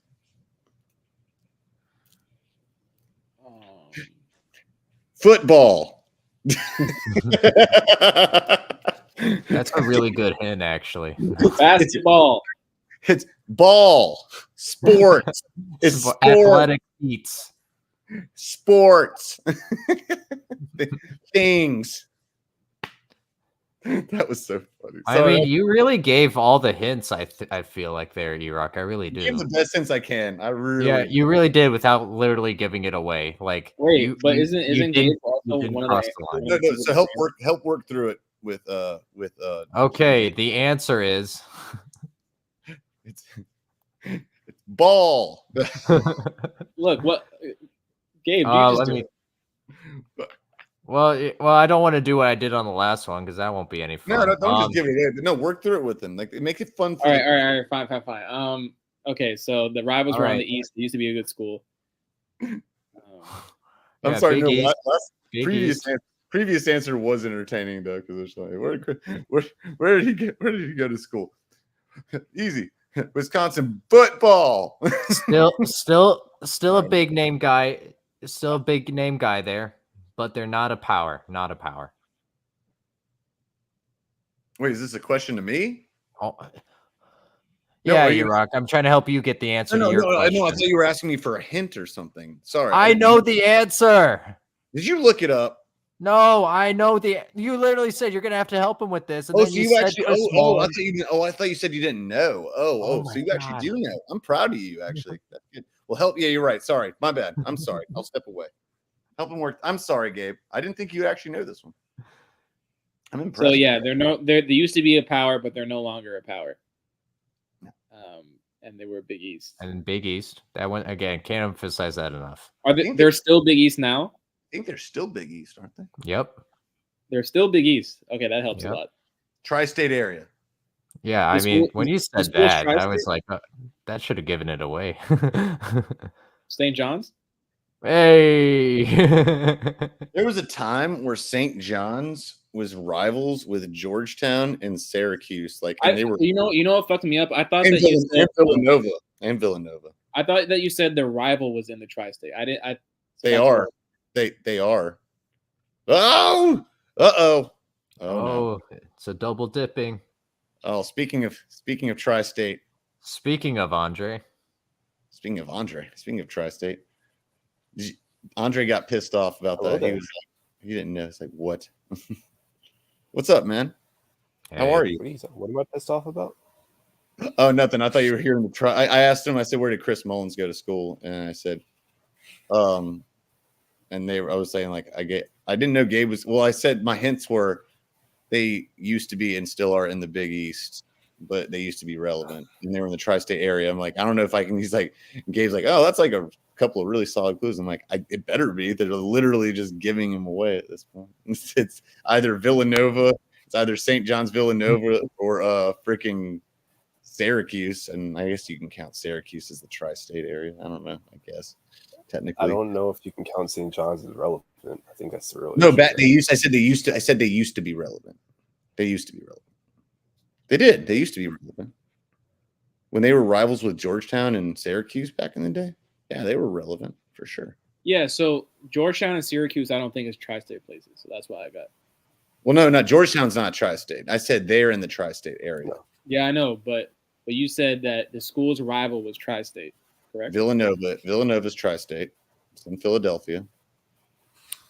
And Syracuse is also, I guess, technically tri-state. No. Well, tri-state is New York, Jersey, What Connecticut. What tri-state are you talking Whoa, about? no, Connecticut. See, I was right. See, No, I knew it. No, Connecticut. Tri-state is Pennsylvania, New York, and New Jersey. That's What? every time. That's what I've No, always. Connecticut is the third one, Eric. See, I knew it. I thought Connecticut was New England. No. It's both. I mean, it is. I mean, You're not yes, wrong. it is, but it's both. Things It can be more overlaps. than one thing. Oh no, Connecticut I have Pennsylvania always is heard. not included in the tri-state. Oh, I've heard people from Philly say that's part of the tri-state area. No, Philly's not the Because they're tri-state area. losers. They I won't have. fit in. I'm serious. They said like They're not correct. They're not correct. I'm sorry. Plus, it's like it's a really short like train. It's not a long train ride to freaking New York, basically from there, and it's like that. You know what's Yeah. shorter? Connecticut. Yeah, but that's what I'm saying. Like people, because Connecticut's like this tiny. It's like a little. but like okay, when you think of tri-state, you think of people that can like commute to New York like to work. people commute from Philly, or from State. people Don't say say from. People do say I've heard on ESPN they say they commute from via train To or Philly to driving New York. from Pennsylvania to New York City every day and back and forth. Not Philly. Oh, maybe not Philly. I can't confirm nor deny that. They probably live outside of Philly. I don't know. I don't know the geography of Pennsylvania. I know it's a big state. Probably live in like the Poconos or something. Whatever. I don't know. I don't know this well You'd enough. have to cross through Jersey. I don't see how, my guy. Yeah. I really don't. I don't know. When I played lacrosse, we played the tri-state all-star team, and this is not the only. I'm talking about people also. This is not my only example. The places they came from were Pennsylvania, New York, and New Jersey. What do you want me to Yeah, say? you knew I was going to You can annihilate include, that like statement. And Pioneer- Delaware. They came from Delaware as well. You listed 5 states in a Delaware's tri-state not area. even a I state. just want to say that. I know, but Delaware flooded in because Delaware is like that, like tiny. No one cares about Delaware. It's Delaware. Yeah. Wait, what great point were you making, Andre? Sorry. I don't even remember. I think St. John's was irrelevant was the last thing I said. I didn't say they That's were relevant actually now. good. They used to be Sports when talk. Chris Mullins was there. They were real. I said they used to be relevant. Back when they were in the tri-state area. Well, they are. They are in New York. What's- Technically, they are. in Yo, the tri-state. Iraq, what's Oh, the- I what's know the that, top Iraq. You borough don't have to area? explain it to me. I know. Well, New York Maybe you is- need a refresher. I didn't know that. I'm from the Iraq, South. what's I just We know know about you don't know. Pennsylvanians are the ones that told me this. I don't fucking know. How am I supposed to? Why do I care? Pennsylvanians I don't are know weird. what That's I don't know why. what Pennsylvanians were saying they're in the tri-state area. That's absolutely crazy. Man. What do you want me to describe them? Like I don't know. Pennsylvanians are weird. That's why. Don't listen to them. Yes, I don't- what if they were describe from all of them in Pittsburgh, detail. I want to know who they are. That's like what Pennsylvanians were in? Like what I don't know. They were tall. They were white. What do you want from me? Brown eyes. Like what? I don't know. I don't care. I don't even care if it's tri-state or not. I don't plan on going there, so it's okay. I don't want to go to the tri-state area anyway. That's fine with me. I'm a southern kid. That's where I like the South, and I like the beach, and I like the West Coast. I like the West Coast. That's my stilo. And Chicago. That's pretty cool too, actually. All right. So now I've learned You something. missed Now missed I've learned something today. I have learned something today that Growth is apparently good, Iraq. Growth is good. Pennsylvania is not part of the tri-state area, according to New Yorkers. Apparently, the Pennsylvanians have lied to me my whole life. They have lied to you. They fed you misinformation. Yeah. So So don't blame me. Don't hate on me. I wasn't the one who's. I didn't know. Hey, I just know New Jersey, New York are part of it. That's what I know. Hey, what are you gonna do? They got you spreading propaganda for them. That's what it is. Well, I'm a sucker, I guess. I'm a sucker. I like Philly cheesesteaks. That's where they got. Maybe they gave me a Philly cheesesteak and convinced me or something. I don't know. They baited me. So, Dre, we were in the middle of you even college, bro. But then I got something. I'm glad you're here because there is something I really want to cover that I'm actually would love to have your input in. But we only made it through, what is it, one? And we made it through one or two. Oh, we made it through two technically. Football. I asked, so I said, where did Melvin Gordon go to college? I have one ear, I have Gabriel saying Wisconsin, and then the other ear I have Josh saying football. Like, No, it's because I was just surprised that he said a football player. I said, wait, what? What is like? What do you have, Tourette's? What is this? Like ball, sports. No, I said like football question mark. Like, oh, a football player. Chewbacca. All right, just yelling out. I'm terrified by how good that sounded. Oh, thanks. Yeah, that was a really good Chewbacca. Chewy. All right. So How often do you practice that? I don't. I did it one day, and someone's like, "How did you do that?" I'm like, "Just throat control." On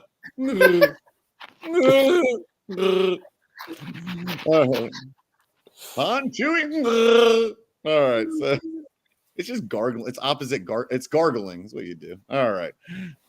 Except it hurts my throat when I do it more than twice. Okay, let's hover before my throat goes totally sore. All right. So we'll call that the second one, even though football was technically correct. Andre, this one goes to you, baby, because I know you're gonna get it. Where did John Stockton go to college? This goes to everyone. And don't just yell it out. Make sure y'all work to it together. It makes it more fun. God, my throat's sore from that Chewbacca impression. Let me get a water real quick. You need help. Oh no. Oh no, I'm very good at it. I don't need help. I'm very good at it. Thank you. No, I'm a character. That's what I do. I'm very fun. I'm a fun-loving guy.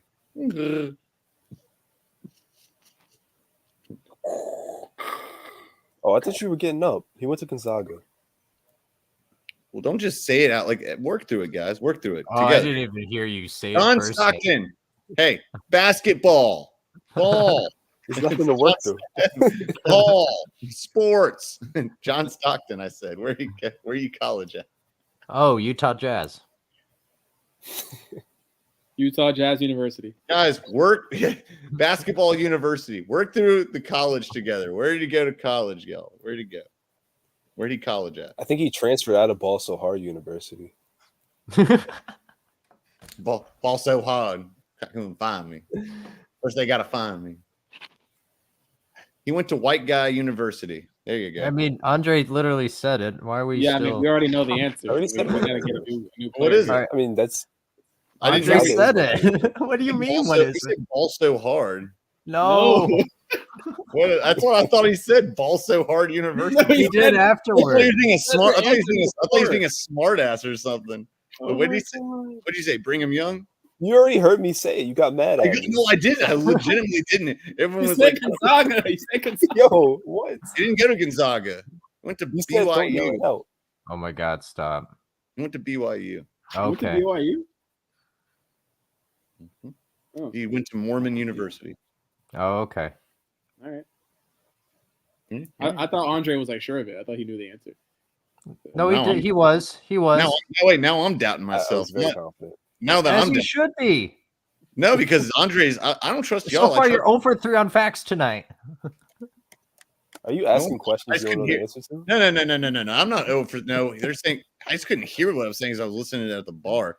Stockton College. All right, whatever. Hold on. Stop. Wait, are we serious right Well, no, because now Andre said it. I'm actually like, now? Andre has it right though. yeah, I guess it is Gonzaga. I'm wrong. Oh my God! Oh, I know why. I know why I said that. Because he resides. Oh, because he resides in BY. He resides in Provo. Oh, I made a mistake. So Gonzaga's right. That goes to you. Well, you guys get no points. He gets all. Wait, We should get double for correcting you the entire duration of this segment. Well, no, but you didn't get it right. Andre got it right, so you didn't correct me. I didn't get it wrong. I know that. Yeah. I mean, you didn't get it right either. I mean, hey, I immediately said, "Yeah, Andre got it," and we're like talking about BYU. And is that how you see it? Well, it's my game. Where did Brandon Roy go to college, huh? Oh, Brandon Roy. That one I don't know. I'll be honest. That one I don't know. And I know this one because I watched him play.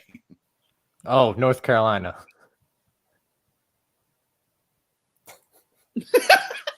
No, it's not. It's actually wrong. Wouldn't that be something? He was like speechless. I would never name a North Carolinian as this, because especially after I'm just going to rub this in your face, so it's okay. Wouldn't that be something? No, I don't know. This is one we can work out together. And hopefully what about Dre? What about you, bro? Do you know? Smarty pants. He went to somewhere in the Pacific Northwest. I feel like it was the purple one, Washington. It was I love it. It's the purple one. It's that purple. You should have said it in like a hood. Football, purple. It was that what is that purple one? Yeah, that one. Boy. You know what? I'm extremely impressed, Andre. That is right.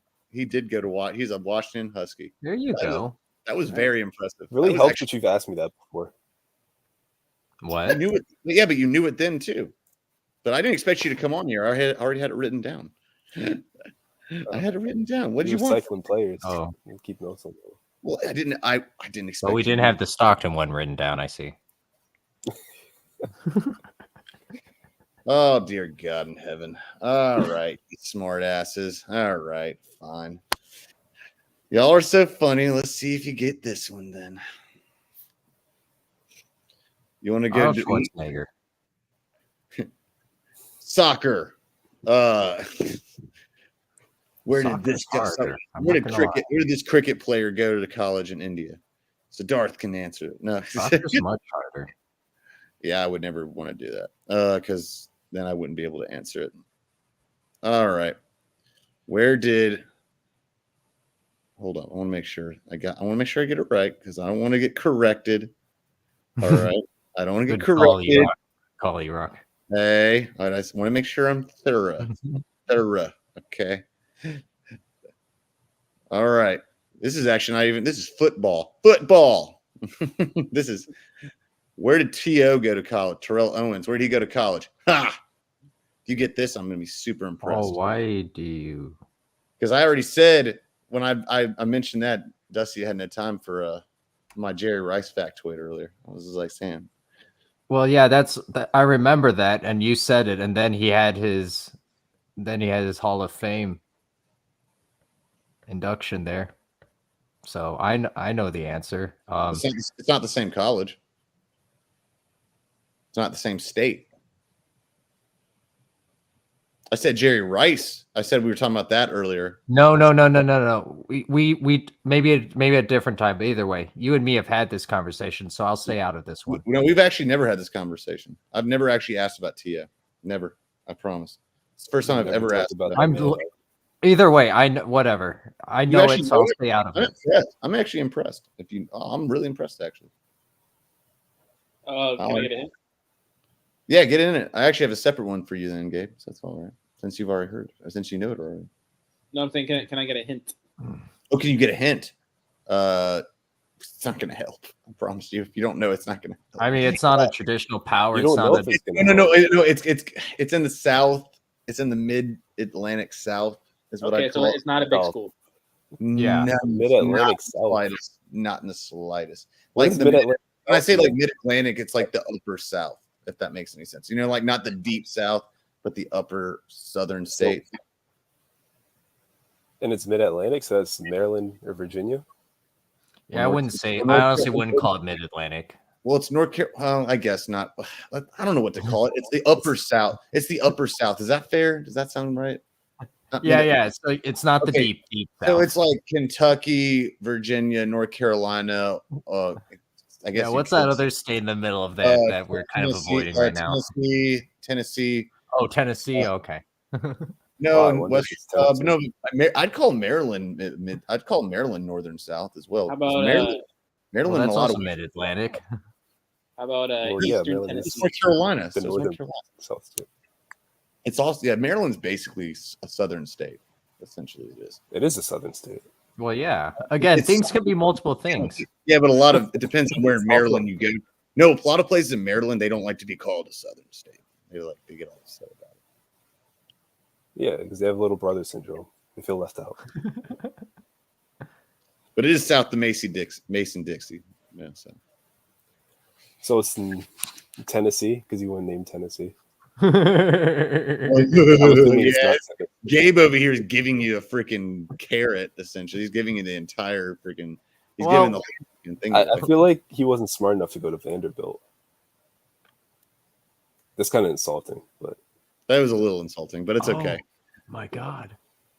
also, I mean, he's a good football player. There's no way you go to Vanderbilt. Let's just get that out of the way. That's fair. That's a fair point. You got a good point on that one. But you I don't said know, it what was else like is in it was a smaller school, right? Yeah. Very, very small school. What about Eastern Tennessee? Oh, good guess. That is a really good guess, actually. Good It's guess. not right. It's not right, but it's a good guess. It's a actually good very- guess. Would you say Good Eastern guess. Tennessee? No, I'm not insulting. It's not right, but it's a great guess, though. Good That guess. Thank you. What else is in Memphis? Has football. I'll pose one to Gabe while y'all are figuring that out, since he's being such a smarty pants today. What else is in Chattanooga? I promise you we've Has a talked about this school. multiple I don't know if times. they have that's a football little- though. We've talked about this before. Wait, what, Josh? I don't think I said Chattanooga has Andre said football. no on Chattanooga. I'm sorry, y'all were talking over each other again. What? I said Andre said Does Chattanooga. I don't know if they do or I don't not. think it's Just Chat- Memphis or Chattanooga. I don't think Chattanooga has football. Yeah, maybe not E-Rock. I don't know if they do or not, actually. Yeah. So what else is there if it's not them?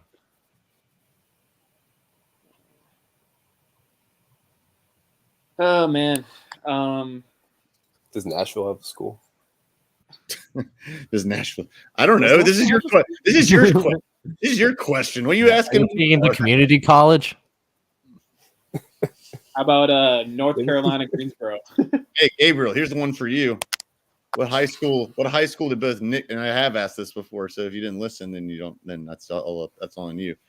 And by the way, y'all still have the same question. By the way, well, here's your question, Gabe. Then I'll address them. What high school did both Nick Foles and Drew Brees go to? Oh, you did say this, and I wasn't paying attention. I have no Ha idea. ha, yeah, cock. All right. And to answer y'all's question, yes, what you said.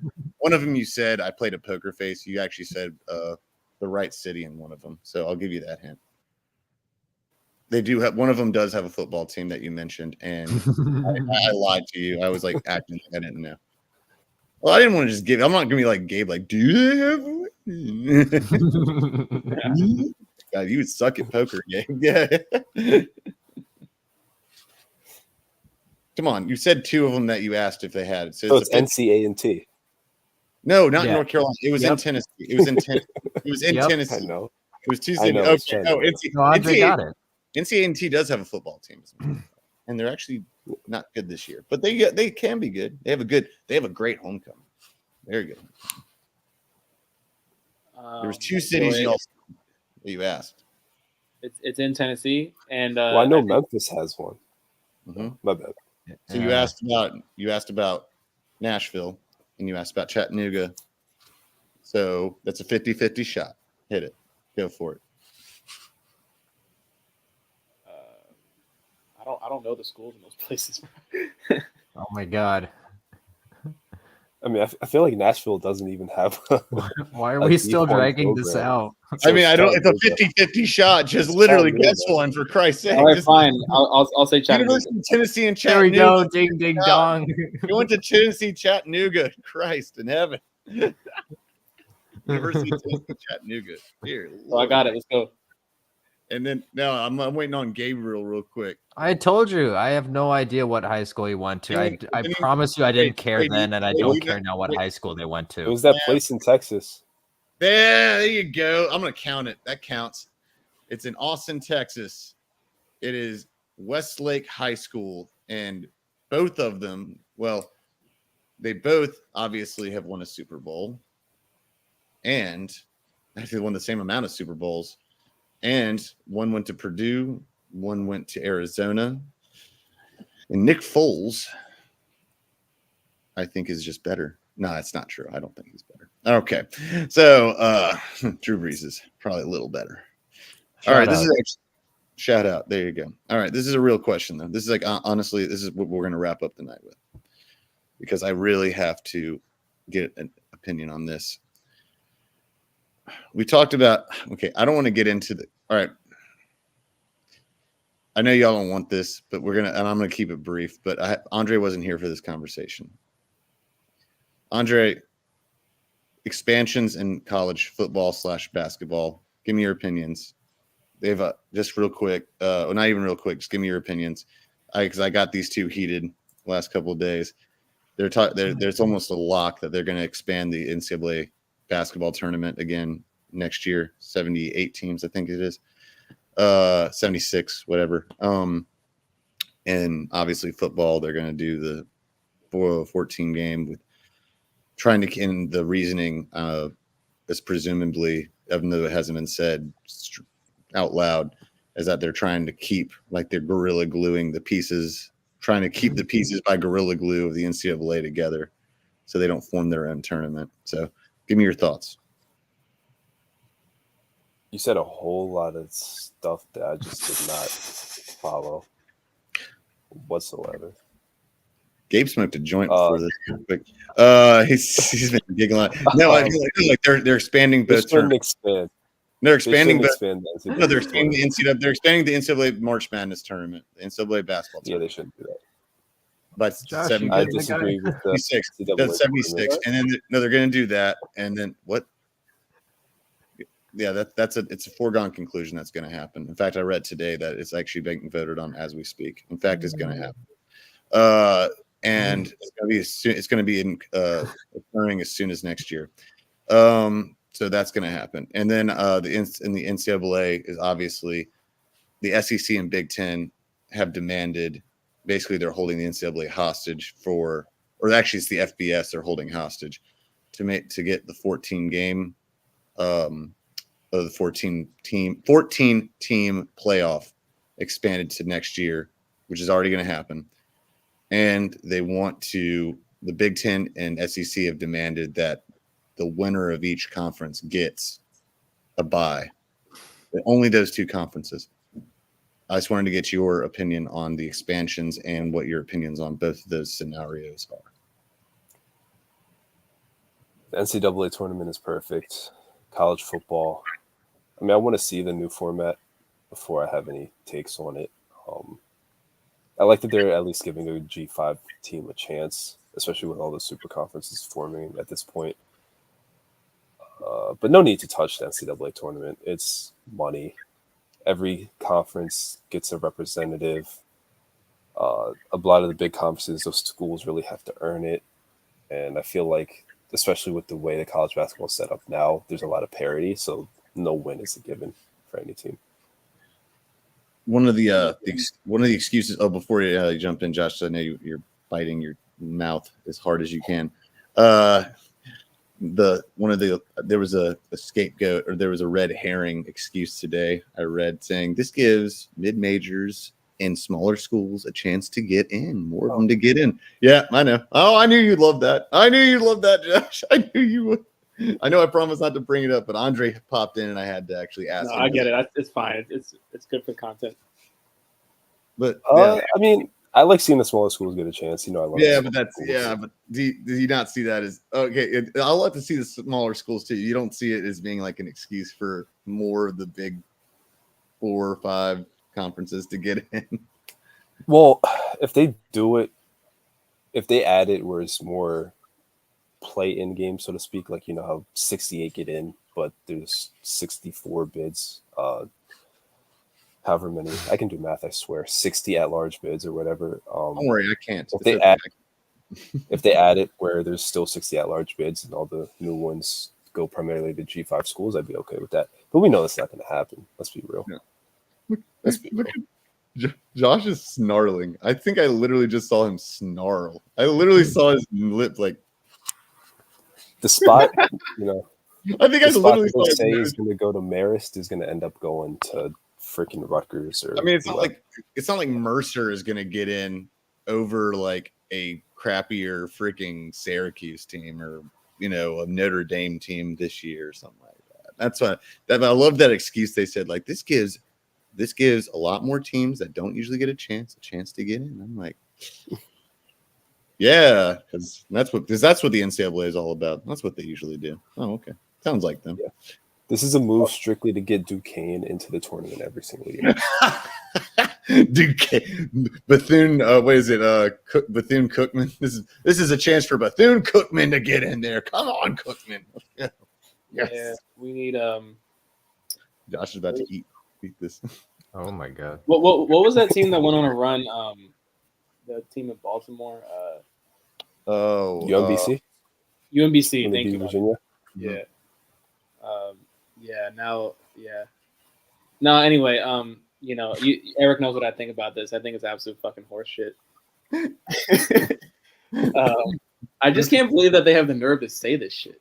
Like, because the thing is, like, if 80 teams get in or whatever, it's not going to be special. Okay, you're the 76th seed in the tournament. Congrats. You're a small school. Like, I don't know. I don't even see how they can say that with a straight face and just act like that's real. Oh, they tried, and they did. I wish they would just be honest and just say that they're trying to make money instead of trying to be like a white knight for small schools. Small schools already do get a chance every season. That's why there's automatic conference bids for like random ass conferences. They make it every year. Yeah. We don't need more. They're not going to like go far in the tournament. Usually, I mean, a couple of them do, but they're not going to like make the Final Four. So, I mean, like, we're not going to see freaking Eastern Tennessee in the Final Four. Just give it a rest, man. And how many play-in games are we going to have after they actually expand this? See, Eric, I know we said, we're going to watch anyway. I'm not watching every play-in game for these. Like, I'm not watching probably any of them. Probably, yeah. I'm not going to probably watch any of them. I will have money on those games. I will be watching them. I'm not. I enjoy the play-in games personally. Well, I like the first four playing because it's only a couple games. But I'm going to watch NBA. You're going to have 12 of them shits? I'm watching NBA before I watch that. Yeah, it's a nice appetizer. You get the Tuesday and Wednesday. That's more like an amuse. It's more like an that's an amuse bouche is what that is. It's a pre-appetizer. It's like a little cube of salmon or something. No. It's not worth my time. I might as well eat my fingernails before I do. I might as well chew my fingernails instead of doing that. Hell no. I thought you already did that. I do, but still. But either way, I don't swallow them. I'd rather swallow my freaking fingernails before I do that. Because why do I care? Like, I'd rather watch NBA. NBA has a way more riding on it right now than the teams that are going to be in the play-in. Like, how many teams in the play-in you think? And how many games are there now? Four play-in games. So they'll add two more. I guess there'll be 6 play-in games. Oh yeah. Don't we just call it another? We just call it another round at that point?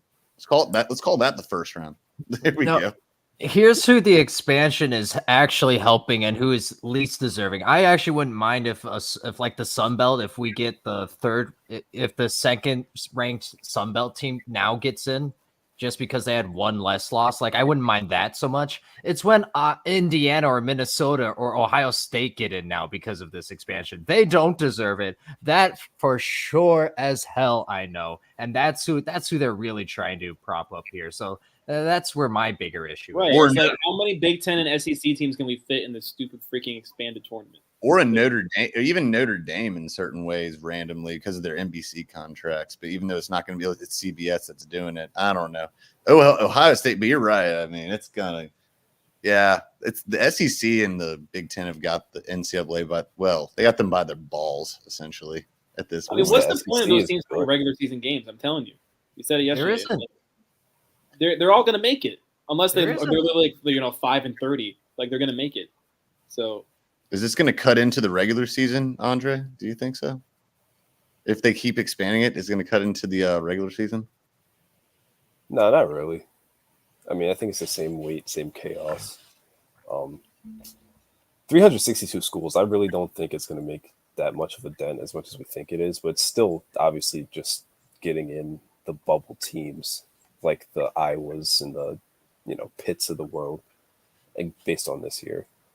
If they added protections for smaller schools, where it's like you win your regular season conference, that'd be a for good like move. the Sun Belt, and then you lose your Yeah. conference tournament, and you still That's get a the bid. only way That they would can be fun. salvage it. Like, I like Ooh. that. They're not going to do that. That's actually the best solution I have heard. That's one of the Dude, best. like, Like, Really I've great been take, too- Andre. Like I've been too fucking heated to actually come up with a rational solution like that.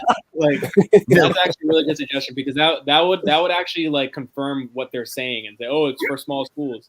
Yeah. Instead of like what Gabe's saying and putting in freaking Minnesota, instead of a team in the ASUN or something. James Madison or Yeah. App State or something like High Point. Exactly. Well, not High Point. No, not even though I went there. No, they're too rich. They don't need that. Well, Ja- High Point's What gonna you make meant it to this say season, was aren't they? UT Rio Grande Valley. That's there what you meant to say. go. UT Rio Grande. I like that. That's way better. There you go. Bethune Cook. I think Eric. I think High Point's making it this year, aren't they? They are. Yeah. In both women's and men's. That's impressive. Well, it is, but also the fact that NIL money has come out and you can pay your players. true. The fact that I transferred out of there because I hate private school and I hate really poshy kids. I had to get out of there because it's just literally a country club, and I wanted a college, even though I didn't graduate. I wanted a college like experience compared to I went to UNC Charlotte, and I liked it way better. UNC Charlotte was way better. It's way more cool, way cooler, way cooler. So how many UNCs are? Because I know there's. I mean, Chapel Hill, Charlotte, and Greensboro, right? Those are three. I mean, how many public schools are there? No, UNCs. Yeah, so UNC. That's what I mean. That's public. Yeah, but basically. Okay. So you mean like UNC something? UNC Chapel Hill, UNC Greensboro, UNC Charlotte, UNC Pembroke. And there's like random, and then there's ones that go into there's Winston-Salem State, but that's not private. That's an HBCU school. That's where Stephen A went, I think. You're right. It is. Yeah. See, that's the one I know who's alma mater. There you go. Even college, bro. Yeah, he colleges right there. There you go. Then there's NC Central. It's another HBCU school. Then there's NC A&T. It's another HBCU school. Then there's crappy ECU, East Carolina Purple Butt Pirates. Sorry, my ex went there. That's the reason I'm just so bitter on it. I had friends that it's in crappy Greenville, North Carolina. You would never live in Greenville, North Carolina, unless I wouldn't even go to school there, truthfully. It's fun to party in, but they have a Halloween that goes out of. Wow. I'm not going to go there. No, literally, I'm not going to go there. Oh, they have and I forgot UNC Wilmington. That's a big one. UNC Wilmington, the beach. I love UNC Wilmington. That is a awesome school. Not just like it's a beautiful campus, beautiful area. I love Wilmington. So That's a lot. Yeah. So there's 6, I think, total. 6 total. Oh, and UNC Asheville and UNC Asheville. That's the last one I saw. Asheville, okay. Greensboro was actually one of my top choices, but of course I ended up going to RU. But you made the right decision. No, you did. UNC Greensboro, UNCG it's not in a great area. Yeah, I didn't know that. No, it's yeah. You walk. I mean, I would have. I would if I had gone there. I would have transferred it to Chapel Hill after freshman year, probably. But still. Yeah, fair enough. I mean, I don't know, but yeah, that's the point is, yeah, that the whole thing reeks of money and greed, and that's we all agree on that. But I like Andre's solution. No, that's the most rational, calm solution that we've seen so far this week. Oh, come on, you've had rational solutions. What are you talking about for the tournament? Yeah, you've had rational conversations the last 2 days about this. Well, I didn't come up with a solution. Being very sarcastic. He is Andre. He's like, yeah. I don't know if you've watched the episodes, but it's gotten so mean and mad, and Gabe and Josh and even Vin. Watching Vin get mad was even funny. I was just cracking up. I'm sitting here just like, damn. Didn't know I was going to strike a nerve that bad real quick. Okay. I mean, it's like the tournament is just such a it's so. Classic. So sacred. Yeah. Well, he the one thing you don't fuck with, you know? He didn't think it was a serious story when they were talking about expanding the NCAA basketball tournament. He was like, whoa. I thought that was just, I'm like, no. It's pretty much a foregone conclusion. And then I saw that quote today that said like this gives mid-majors, smaller schools a chance. I was like, oh God, I wonder if Josh is going to see this. I didn't see it. And well, I'm like trying not to look at it. So, but, yeah, you should have seen the interview with the NCAA president. That was so fun. That was a very fun one. Talking about, oh God, that was fun. And they're also talking about NIL and how they're trying to. NIL got the protection of NIL, or their the case against NIL got shot down, like the Red Baron in Charlie Brown. Got shot down real fast. So it was there's no turning back at this point. Can't, like I said last night, can't put the genie back in the bottle. Once you've opened this sucker on up, Pandora's box doesn't close back up, like they said in Pineapple Express. Hey, Pandora's box. Well, actually, the genie gets put back in the bottle multiple times in Aladdin. Well, it's the same. But fine, we'll say you can't close Pandora's box. There you go. I didn't see that in Aladdin, so I can't comment on that. That was in Pineapple Express. He said, it's out there, man. It's out there, bro. Pandora's box opens, doesn't close, bro. But in this case, it's actually legit. Well, I don't know. It's the old saying is you can't put the genie back in the bottle. But yeah, I don't know if you can or not. I mean, Aladdin, you can. I'm not. What do I look like? Watch the tape, bro. What do I look like? Aladdin? Do I look like Jafar? Hell, I'm a huge Pixar guy. When we have the entertainment site, I'm gonna hit Pixar pretty hard. E-Rock, I have one more thing I just wanted to shout out. Just a quick shout out if you don't mind. No, I do mind. Okay, well, good. So top 25 college dodgeball. Want to give a shout out. Number 8 ranked Nebraska. They're only a couple spots behind Ohio State, Cincinnati, and Michigan State. You know what I have to say about this? It looks like the Big Ten is owning the dodgeball realm right now. I have a question about that. Do they use legitimate? Do they use legitimate red rubber balls, or do they use those stupid foam ones? Because they're a little foamy. They're a little on the foamy side. See, that's not real dodge. No, that's not real dodgeball. I grew up college dodgeball. You're thinking pro, bro. Is this broadcast on ESPN, the Ocho?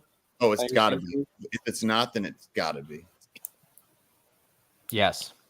Thank you for the information. You know what? When I was growing up, back when I was young, we were in elementary school using red rubber damn balls, bro. And yeah, it hurt, but it was more fun. These things, I can't toss these freaking things, and they just float. It's a pain in the ass. I'm better at dodging and dip, dodge, dodge, and whatever it is. I can't pass these damn things. These things are like it's like that soccer ball in the national women's game in the rain last night. They kick it and it's just like stops. It's like how those dodgeballs are now. Give me a red rubber ball. Come on, let's do it. Let's get hit in the face with one. It's awesome. I mean, not for me, or not for the person who gets hit with it, but it's still fun. Hey, it's better than getting hit in the face with a football or a basketball. I mean, geez, come on now. Everyone's gotten hit in the face with a basketball or a football before. Yeah. Right? It's not that bad. A basketball, yeah, it's not great. It's not as bad as it's not like getting a dodgeball. A dodgeball doesn't hurt, just kind of hurts a little bit. Yeah. Imagine getting hit by a baseball. I mean, y'all probably have. I've never gotten hit in the face by a baseball. That sounds not in the face, but I've gotten hit a few times. I've gotten hit. I played goalie in lacrosse. I got hit in the eye with a pit. Oh, did it break a bone? Did it break your orbital or your break a bone? No, I got lucky. Nothing broke. It hurt. That is lucky. Oh God. I mean, like a lacrosse ball was already bad enough. I played goalie as a kid. I only played goalie just so I could start as second, third, fourth, and fifth grade, or second, third, fourth grader. Luckily, I found my calling at defense. But man, you get pelted, and now people are actually wearing pads on their legs. You wore pads on your legs, they called you a punani, essentially. So if you get beamed in the shin, you got beamed in the damn shin, and it hurt like fuck, dude. It's a freaking metal ball with a freaking bunch of rubber around it. But a baseball, I can only imagine how much that hurts, especially how fast those things. Oh, getting pelted by a baseball sounds terrible. All right. Who else? All right. Which leads me to this before we wrap up here. let's go ahead and let's say, you know what? We're going to make it quick just to wrap this sucker up like prom night. Speaking of prom night, did all of us play sports growing up, I'm assuming? Yeah, I had Wii Sports, bro. I love Wii Sports, but Oh, I was gonna say Wii Fit, so it's crazy. I never played Wii Fit. No, I don't want to be fit. I want to play Wii Sports. I want to play chill sports, like the most athletic one I'll do is Wii tennis. That way I'm all right. So I'm assuming we all played a sport growing up, whether a high school, doesn't have to be anything serious. I played several sports. I'm not saying I was like, whoa. I'm saying like, I just liked getting into sports. What was your favorite memory growing up in any type of sports from youth to teenage years? What was your favorite memory that you have? There you go. How's that? That's a good question to people. Who wants to start? I can start. I can get the ball rolling if you want. No pun intended. I can get the ball rolling if y'all want me to. Sure. That way y'all have time to think. Because I'm the one who's postulating it. Okay. Mine has to be winning against. It was originally in youth. It was lacrosse because that was my best sport. Was lacrosse. I was never good at organized football. Like backyard football is different. When I got into pads, the skinny white frame, didn't translate as well. Basketball, I was better at, not as good at, but lacrosse, I always found my niche in. I played crease defender, like middle defender. And it was originally winning our city championship in youth league. But once we got to high school, beating a lot of our teams that were in youth league were split among us and our rival team in high school. So I went to Mount Tabor. They went to RJ Reynolds. So like we were rivals. And I was covering like one of my best friends growing up, and he's really good at lacrosse. And it was down to me and him, and he had the chance to tie the game from behind the goal. It was me versus him, and I got the chance to steal the ball from him right in front of the goal, launched the ball over, and we won the game and went out and got some wings after. Good memory. One of my favorite. And then a quick second after that was being chosen to play for the All North Carolina UNC lacrosse team. I still got my jersey. They gave us the team's old team jerseys that were knitted and embroidered North Carolina jerseys. That's a close second. That's mine. Whoever, anyone else wants to do. So I played baseball growing up. So one of my youth teams back in the day, we ran the table the whole season. We went undefeated. And I was one of the starting pitchers. And I did throw a couple complete games that year. So I think I want to say, I don't know, 6th grade or something, maybe 5th. But yeah, that made me feel very very official back then. It's a fond memory. That sounds awesome. Yeah, it was quite an epic year. Yeah, that was kind of the height of my that was kind of the time that I really thought I could go to the MLB. It didn't work out, but back then I really thought it. So no, we all thought about that. Let me ask you a question about baseball then, real quick. Just one more time, because I have to. Because not one more time to you, because I've asked this.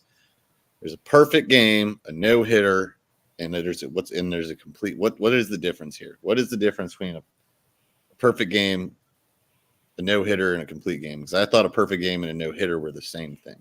Oh my God! So you're really not a baseball guy at all, huh? You sweet. Sweet summer child. What have I said? I don't even know what the acronyms mostly are, other than earns, runs. Oh, okay. I don't know baseball dick. I swear I don't. Oh, really? Okay. Yeah. Well, I mean, it's big in the South, so, but Oh no, the deep. No, you're thinking of the deep South.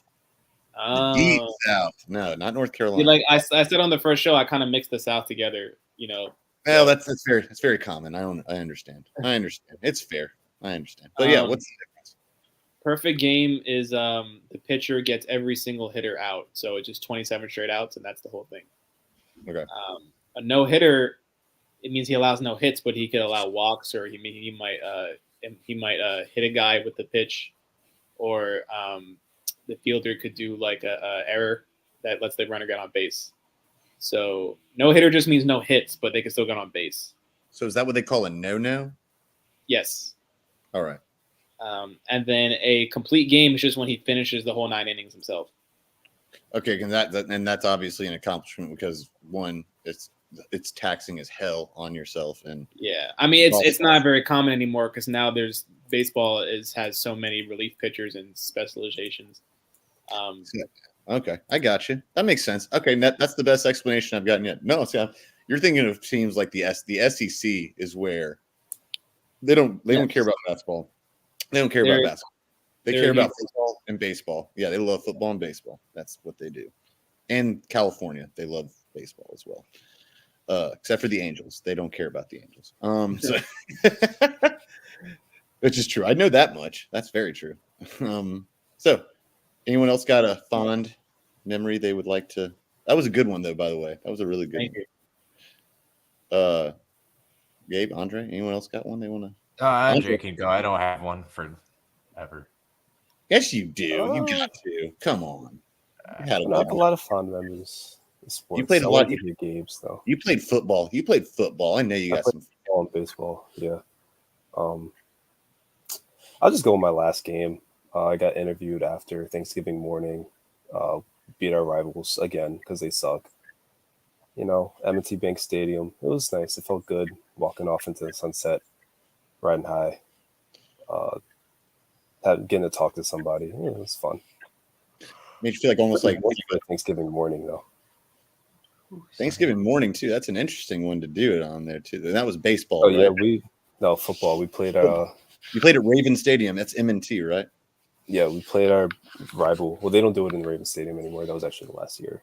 They do it on Talcott Field now. But we played our rivals every year on Thanksgiving mornings on TV and everything. Pretty big deal. Dope. Yeah, I wonder if they still play the lacrosse national championship in Raven Stadium now.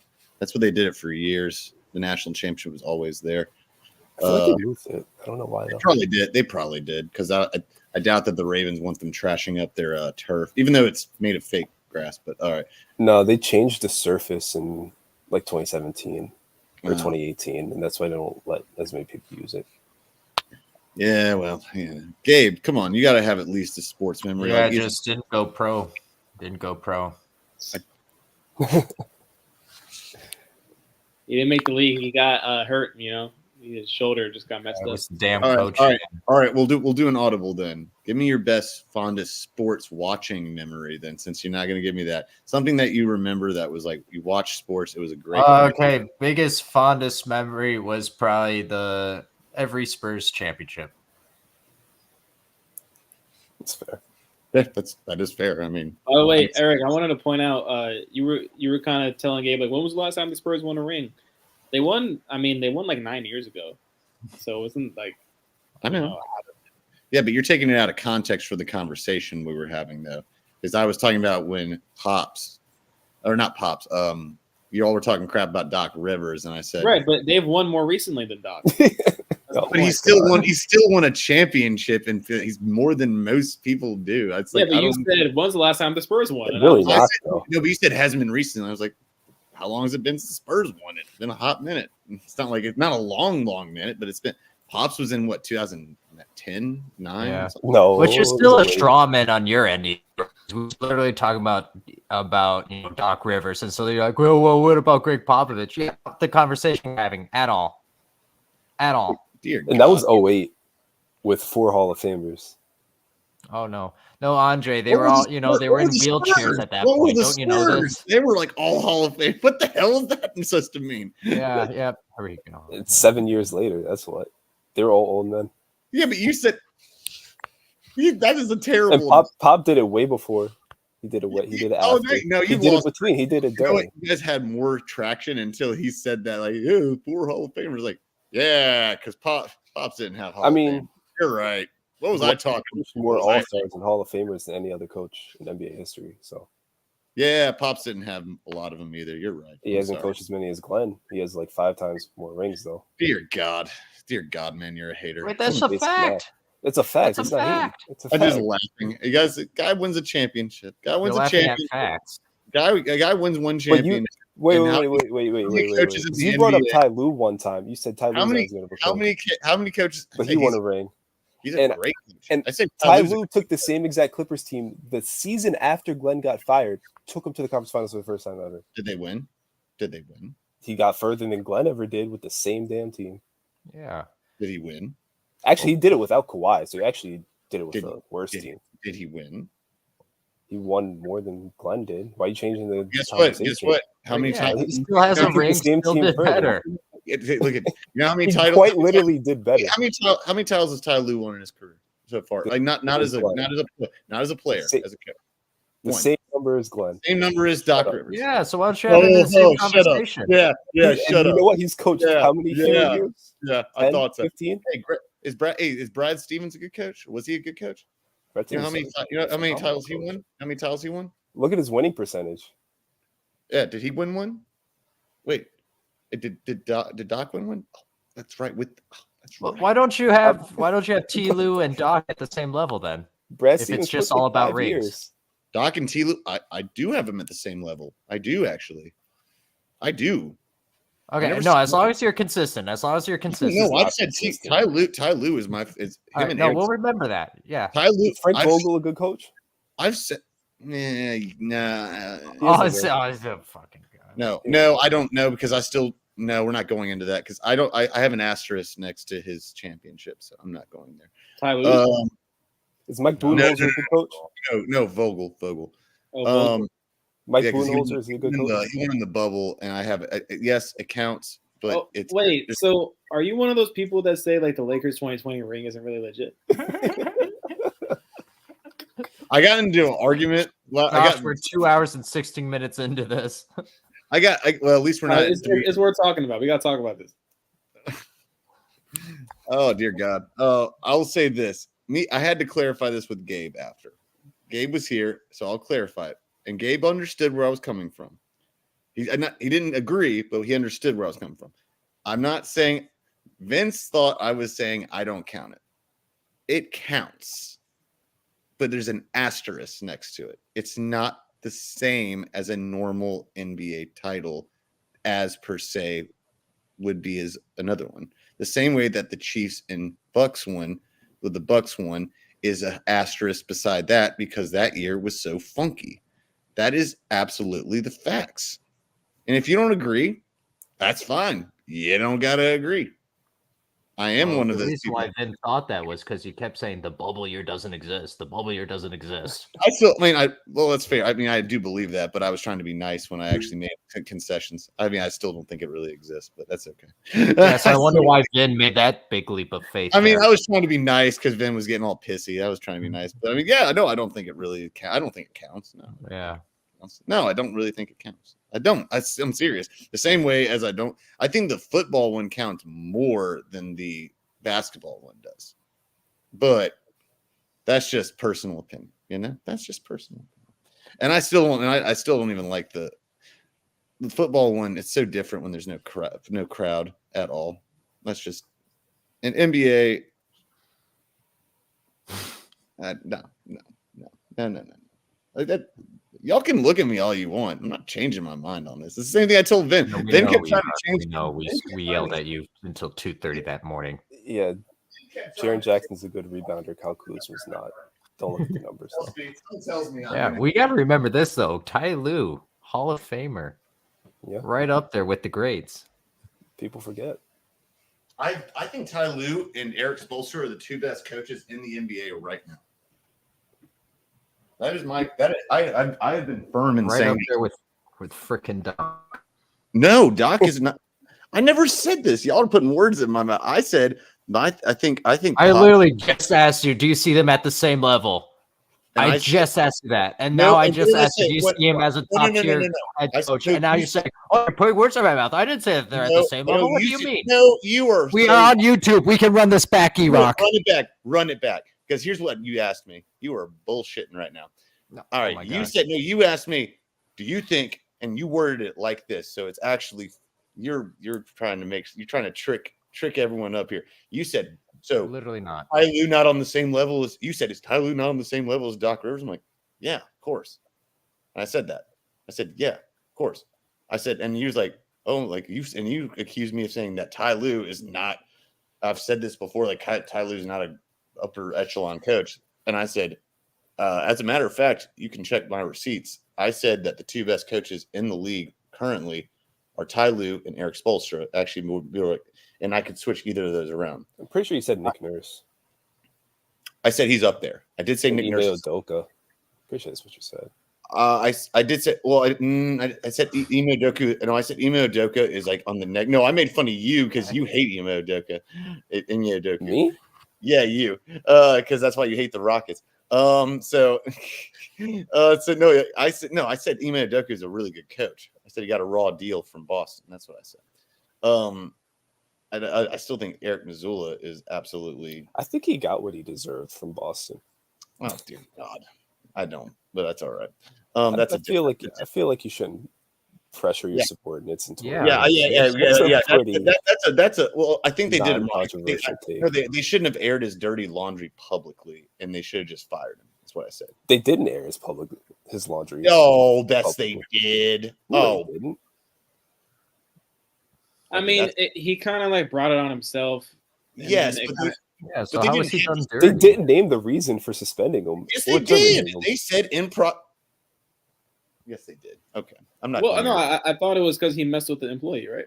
It was a consensual relationship in the workplace, but they didn't. But most and Steve A. Smith, God, can't believe I'm using him. He even says, but this I do give him credit for. Stephen A. Smith, and he's right, says that happens all the time, and people do get fired for it. But what they don't do is air it to the public of the reasoning why. They just let them go, and people were confused why. You don't tell them the reason why. And they didn't even release her name. They just released his, obviously. And so it was handled poorly, is what I'm saying. It was handled poorly. On all, yes, he shouldn't have done it. And it was handled poorly by them. The HR department handled it poorly as well. No. That's a different story. But yes, top 3 coaches in the league right now, and I've said it, and you can check my receipts. It's in no specific order. Ty Lue, Eric Spoelstra, and Doc Rivers, right up there, baby. Doc Rivers has won just as many championships as Ty Lue has. Can we not talk about that? Thanks. Am I not wrong? Am I wrong? Am I wrong? No, thank you. Like, wait, what did I you love say? how you just keep wrong? up bringing up these obvious facts and then state them, and then it's like, what? Who's going to disagree with me? Like, it proppers up your position. Like, we all know they won one ring. It does, because you guys repeating it doesn't make you seem smarter. I know, because you're trying to bring my position as you're trying to demean my position. No, I'm not. All right, Josh. I'm trying to demean your all right, Josh, position. Josh, I was just making sure that you're consistent with the Ty Lue position. That's all I was saying. I'm saying if that's your standard, then you have to have them at the same place. And because you just said that, I'm like, okay, fine. I never said that. You asked me a question. Do I see him like? Is he up there with Doc Rivers? I said, is he in the same level as Doc Rivers? I said, right. And I said, of course. Right. That's what I'm saying, my guy. Yes, he's still a better coach than Doc Rivers. Yes, he's a better coach than Doc Rivers. Does that make you feel better? There. All right. But Doc Rivers is still a top 5 coach in the NBA. I'm not changing my mind off that. I don't care if you agree. Top 5 coach. He is. Maybe top. You know what? I'm changing that. Top 7 coach. Top 7, actually. I just thought of a couple more that would be in front of him. Yeah, it's very easy to do. Very easy to do. You don't know what you're talking about. Keep firing those brain cells. You don't know what you're talking. You don't know what you're talking. Okay, about. We'll give you a half hour. I'm sure can I ask something? Why is Doc Rivers a top 5 coach in today's league? I said top. Change. Oh no, top 7, Josh. I'm sorry. Top 7. Ask again in 10 minutes. He'll be top 9. What? No, I'm not changing off of that. He's better than Pops. He's better than Pops is right now at his age. Pops at his age and the way he coaches now, he's better than Pops is right now. Okay, he's better than Popovich, but what about the other like 27 coaches or 25, whatever? You want me to list them? That's what you want me. That way you No, want. no. Not every single You're gonna one. list But like, every NBA head coach. No. The 7. The 6 in front of him. The 6 or whatever it is in front of him. You want me to do that, or do you want me to? I mean, Or you want me to tell you why? Okay, all right. I'll tell you just the reasonings why. Or you can answer his fucking just question. why is he top 7? Well, you can just just chill and let me answer it real quick. Got you. All right. No, y'all. I love how everyone on this channel hates Doc so much. I don't know why. Why did I don't hate him. He's just not top 7 in the league. Austin Rivers' dad, bro. At the worst case scenario, and I'm not saying this, but at the worst case scenario, he would be top 10. And that's the worst. I would say he's top 7 or top 5, maybe. But top 7, 100%. But at the worst, top 10. Okay, and here's why. One, he has done something, as I've pointed out, that most coaches, I don't know the exact percentage right now, in the NBA have not won a championship. I'm not done yet. I'm not done yet. Right. Also, he has come into certain situations that have been less than ideal. Not even talking about the Bucks, talking about the Clippers. And by the way, the Clippers were not good before he got in there. Do not even say that. Do not even dare say it. Look up the numbers. The Clippers were not good before he got in there. And then they made trades, and then they got better. Yes, he never got him to a championship, but the Clippers were a joke before he got there. Don't even do it. Don't even, because if you don't finish your point. No, I agree with your you, point. I'll bring up the stat. I didn't say that he got the distance. I just said, all right. The Bucks, he has been doing up to now. It's not a complete story yet. It's not going to be, and it's not going to be this year, maybe necessarily. I think they'll get to the championship and they'll lose. I'm not saying that it's going to be, and then next year will be a better telling thing. But since he's taken over, they struggled at first, but they lost to the Warriors, got bludgeoned a little bit, but they have looked better, and their stats have shown that. And I'm telling you, it's not as easy. It's not an excuse. It's not easy to jump in, ask Missoula to jump into a situation of a weird situation and just start coaching, even if you got the talent. It's not an easy thing. That's it. So Doc is a player's coach, and he had a deal in the 76ers. Yeah, they never got totally there, but he also had James Harden to deal with as well. I mean, ask Mike D'Antoni and ask Daryl Morey twice what he thinks about when you have James Harden on your team in the playoffs. That's my reasoning. There you go. Wow. So Mike D'Antoni took James Harden to the Western Conference Finals multiple times, I believe. Oh, did you ever go? The year before Glenn took over for the Clippers, they made it to the second round. Let him talk now. We gave you your shot. Let him talk. All right, fine. Go ahead. All right. We can never won a title, any of these, though. Almost can't wait for this. Okay, he took James Harden further than Glenn. Direct comparison. Glenn had SGA glued to the bench. He had Tyrese Maxey glued to the bench. The year before he took over for the Clippers, they did make it to the second round. So, yes, he did take over a team, as he always does. He seems to always find his way onto talented teams and then never deliver to their potential. It's so weird that consistently happens. They were a joke for a long time. The team he took over, the team he took over was 40 and 26 the year before he got. Oh, no, they were clowns. They went 40 and 26, made it to the second round of the playoffs. Got swept by the Spurs. Spurs are a wagon. They were still so much better than that. They were so much better than when after he took over. Right, because they didn't have Chris Paul and Blake Griffin by then, right? DeAndre Jordan wasn't there, right? They were. Come on. Who cares? So what? The guy before Glenn took him just as far as Glenn did. So what? Who cares? I don't see how you just said he took over a garbage team. I just they're a joke if they made the second round. They were a joke for decades, and then they had the team he took over had already made it to the second round. They had nothing to do with the team he took over. I don't care about 09. I don't care about 2010. He inherited a second round team. That's better than like a lot of teams. Oh, you took it. You're right. My bad. It's still. He's also changed the. Oh my God, whatever. You guys are so. He changed the culture. They didn't make it. Change the culture.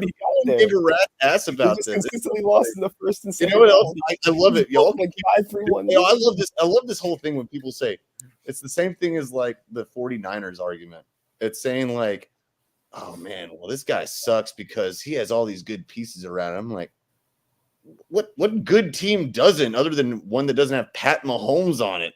What NBA team is like doesn't have great pieces around them that like, oh man, well, he had 3 great players on, great Hall of Famers. Okay, what great teams didn't? What great teams usually don't? Name 3 Hall of Famers on the Denver Nuggets right now. Yeah, 2. They have 2 probably at the rate it's going to go. We got they at least got one. They at least got one, at least, and it's still young. And oh shit, now I fucking forgot his name. The point guard, Jamal Murray. Thank you. Guys. I got my brain. I said not yet, but he's also really young. But Nikola Vulture, let's be real, he is already. He could retire today. Would be a first ballot Hall of Famer. All right. Name 3 Hall of Famers on the 2019 Raptors. Kawhi Leonard, Kyle Lowry, and questionable too. No. Come on, man, that's a stretch. No, Come on. Kyle Lowry's a Hall of Famer? Come on, man. I'm not saying he is, but he's gonna get, because basketball puts everyone in the same way the NFL. He's a Raptors Hall of Famer. I'll give you that. I don't think Kyle Lowry's gonna get into the Canada Wall of Fame there. Employee of the month. I don't know. 2011 Mavericks. And Nick Nurse is not a player, but he's a coach, and he'll be a Hall of Famer. He's a great coach. So there you go. So that's 3. What he's doing with the Sixers single minute. Well, he could, but he coached. Oh wow! So great coaching elevates a team. You're just Are you saying great coaching elevates a team, E-Rock? Yeah, Doc Rivers has a championship. Doc Rivers has a championship. It elevates a team. Yeah, he has a team. You guys keep saying like, "Oh, I'm making excuses." He has a championship. How many championships do other coaches have? Joe Flacco has a Super Bowl MVP. What's your point? Trent Dilfer has a Super Bowl. He was started. How many other quarterbacks? A lot of people get hot. Yeah, Cam Newton has an MVP, but he didn't win a Super Bowl. Jeff Hostetler won a Super Bowl. Right. A lot of people have a championship. Michael Vick has an MVP, didn't win a Super Bowl. Lamar Jackson has an MVP, didn't win a Super Bowl. Kostas Antetokounmpo has an NBA ring. Thanasis Antetokounmpo has an NBA ring. Hell yeah. What's your point? Hell yeah. JaVale McGee is an NBA champion. Point is, you're the head coach. Head coach carries a lot more weight. You know, yeah, exactly. And when was the last time the Celtics had won a championship before Doc took them to the championship and won it that year? When was the last time? Tell me the year. It was 86. Yeah. Mm-hmm. But that was also their best team, their best roster since then. Is that your big "ha, I got you" moment? Is this? They had a drought. It's literally had. Actually, yeah, it is. Yeah, it is actually, because here it is. Bro, the Celtics had prime. Guys, all right. Hey, you know what? Because when did the Lakers win their last championship before Shaq and Kobe? When was that? It was in the late 80s. Who was their coach? Who was their coach when they won the next one? Oh, and they had several Hall of Famers on there. And you guys think of him as a great coach. Phil Jackson. Oh, that's right. So Phil Jackson has a lot more rings than Doc Rivers, brother. Yeah, but guess what? But it's that argument y'all say, like, oh, he had so many Hall of Famers on his team. Oh, but Phil Jackson Hall of Famers has won a lot of rings. Have multiple rings. But Glenn has coached more Hall of Famers, more All-Stars than anybody, and he has one. He has one to show for it. If you ask anyone in NBA circles, is Doc Rivers a good coach? They would say yes. No, they would laugh at you. No, they would not. In fact, they have. In fact, they have interviewed with that. Okay, listen. No, if you look at interviews, they do say he is a good coach. You guys are tripping. You can't say like, oh, Doc had won their first ring since the 80s. Yeah, they also had Paul Pierce, Ray Allen, Rondo, Garnett, and their prime. All right, Phil Phil Jackson had Kobe Bryant, Rick Fox, Yeah, and he has rings on both hands to show for it, though. Yeah, but that doesn't matter. But that doesn't matter because you just said Hall of Fame. No, because you said they have Hall of Famers. That's not the point. He said you're making the point of they had Hall of Famers. So what? It's all right. Steve Kerr won his first championship with Phil Jackson. They turned Hall of Famers into a dynasty. Doc Rivers turned it into Doc Rivers has one ring with like the best team ever, almost. God.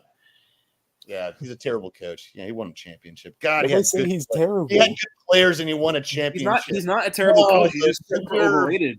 He had good players and he won a championship. Oh, how dare he? Yo, if I didn't know any better, I'd swear you was from Worcester, bro. You propping up one. He had good players and he won a championship. Oh no.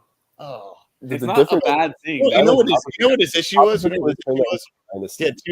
was two issues on this. One, he had one curse on each team. He had Chris Paul. I'm not playing for him anymore, so I can say it. Or I'm not working for him anymore, so I can say it. He had a curse on Chris Paul, who never is a curse to any team that he goes to not win a championship. And then he had James Harden, who's another curse to any team that he plays for to not win a championship. So there you go. So what about the other 5 years in Boston? Thank you. He got to the finals. You say he doesn't get to the finals. He got to the finals again after that year. Oh, this man had a dynasty level roster and has one ring. He also went against a dynasty level Heat team. What are you talking about? What are you talking about now? Oh yeah, they got punched in the mouth and their coach didn't adjust at all.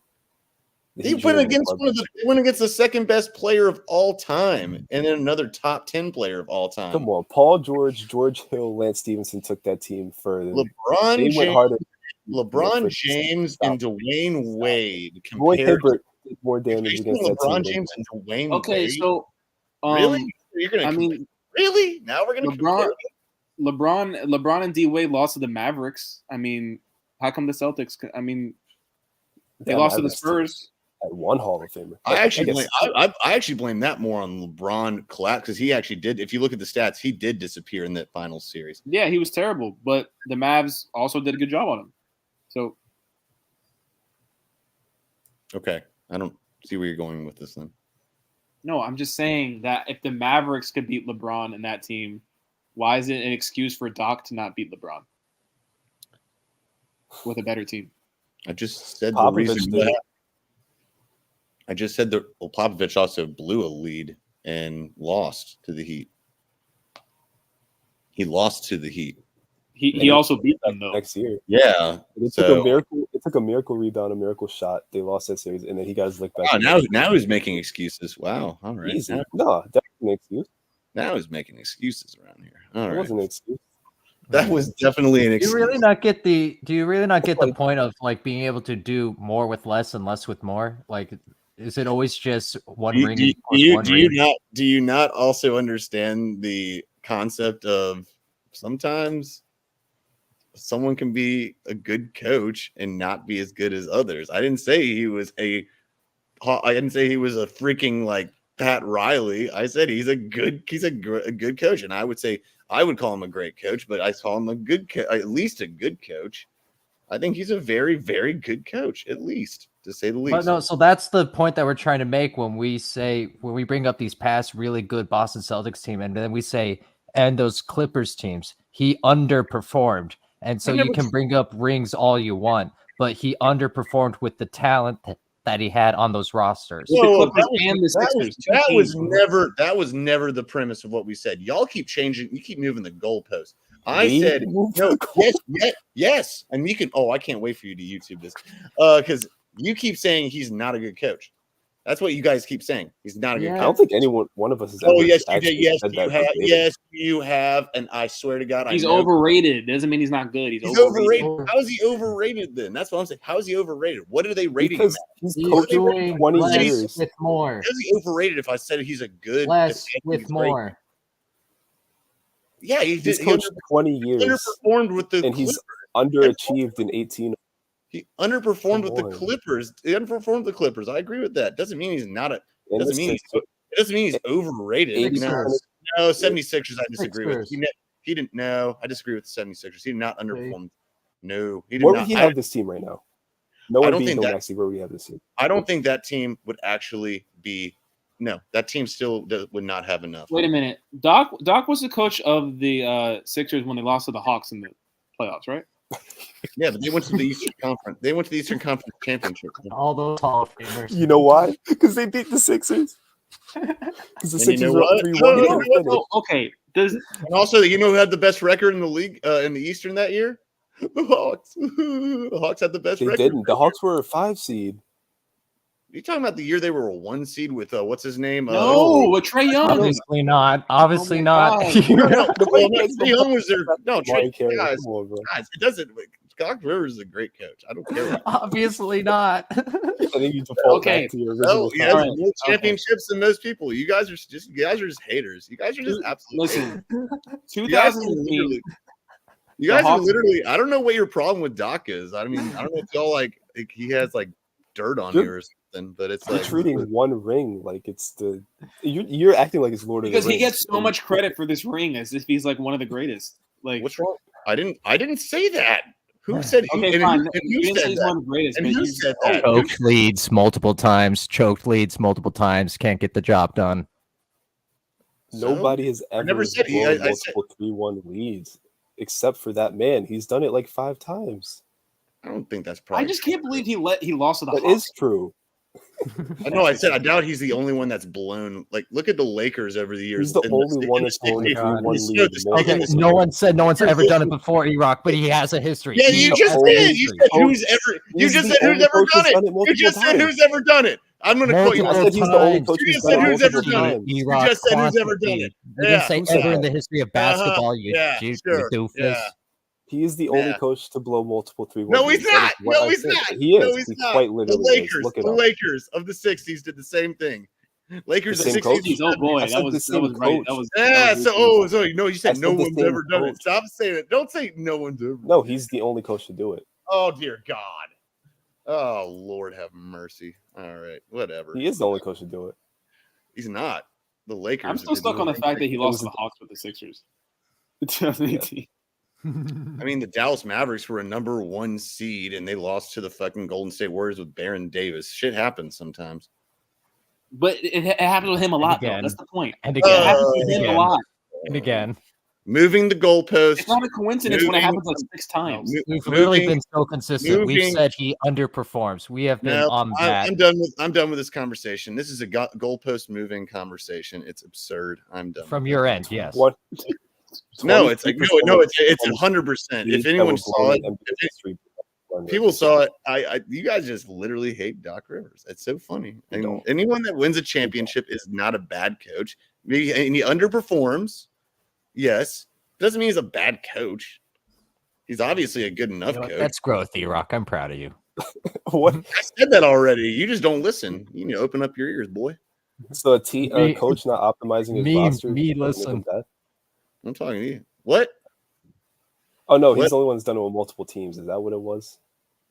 He's done it with three different teams? No, I didn't. I don't know about multiple teams. I will admit that I do not know that. I mean, look at this. Look at this. I can't believe this he's is done it with really- three no, different this teams. I isn't- forgot he coached the Magic. No, I'm looking at this. Look at this. I'm looking at his numbers right now. This is extremely impressive, though. Like, look at, this is like I don't know. I don't understand how y'all can say this. Like, yeah, he underperformed, but look at he has one of the best. He has one of the best winning percentages in NBA history. We know. I mean, look, Mike D'Antoni had the same thing. He was a great regular season coach and would blow leads as well. I'm not saying you know the what- difference is Actually, nobody he here did. glazed And as he Mike did. D'Antoni. You know what? Actually, now I can think of it. Mike D'Antoni blew him with several different Yeah, teams. no one's standing for him. But No, no one's defending Mike D'Antoni. no. Yes, he is, because Andre said the only one that's ever done it. You know what the difference between Mike D'Antoni and him is? One of them won a ring, the other one didn't. In fact, one of them even won a conference. Okay, you ring. know what? We'll say this. Doc Rivers is better than Mike D'Antoni. We'll say right now.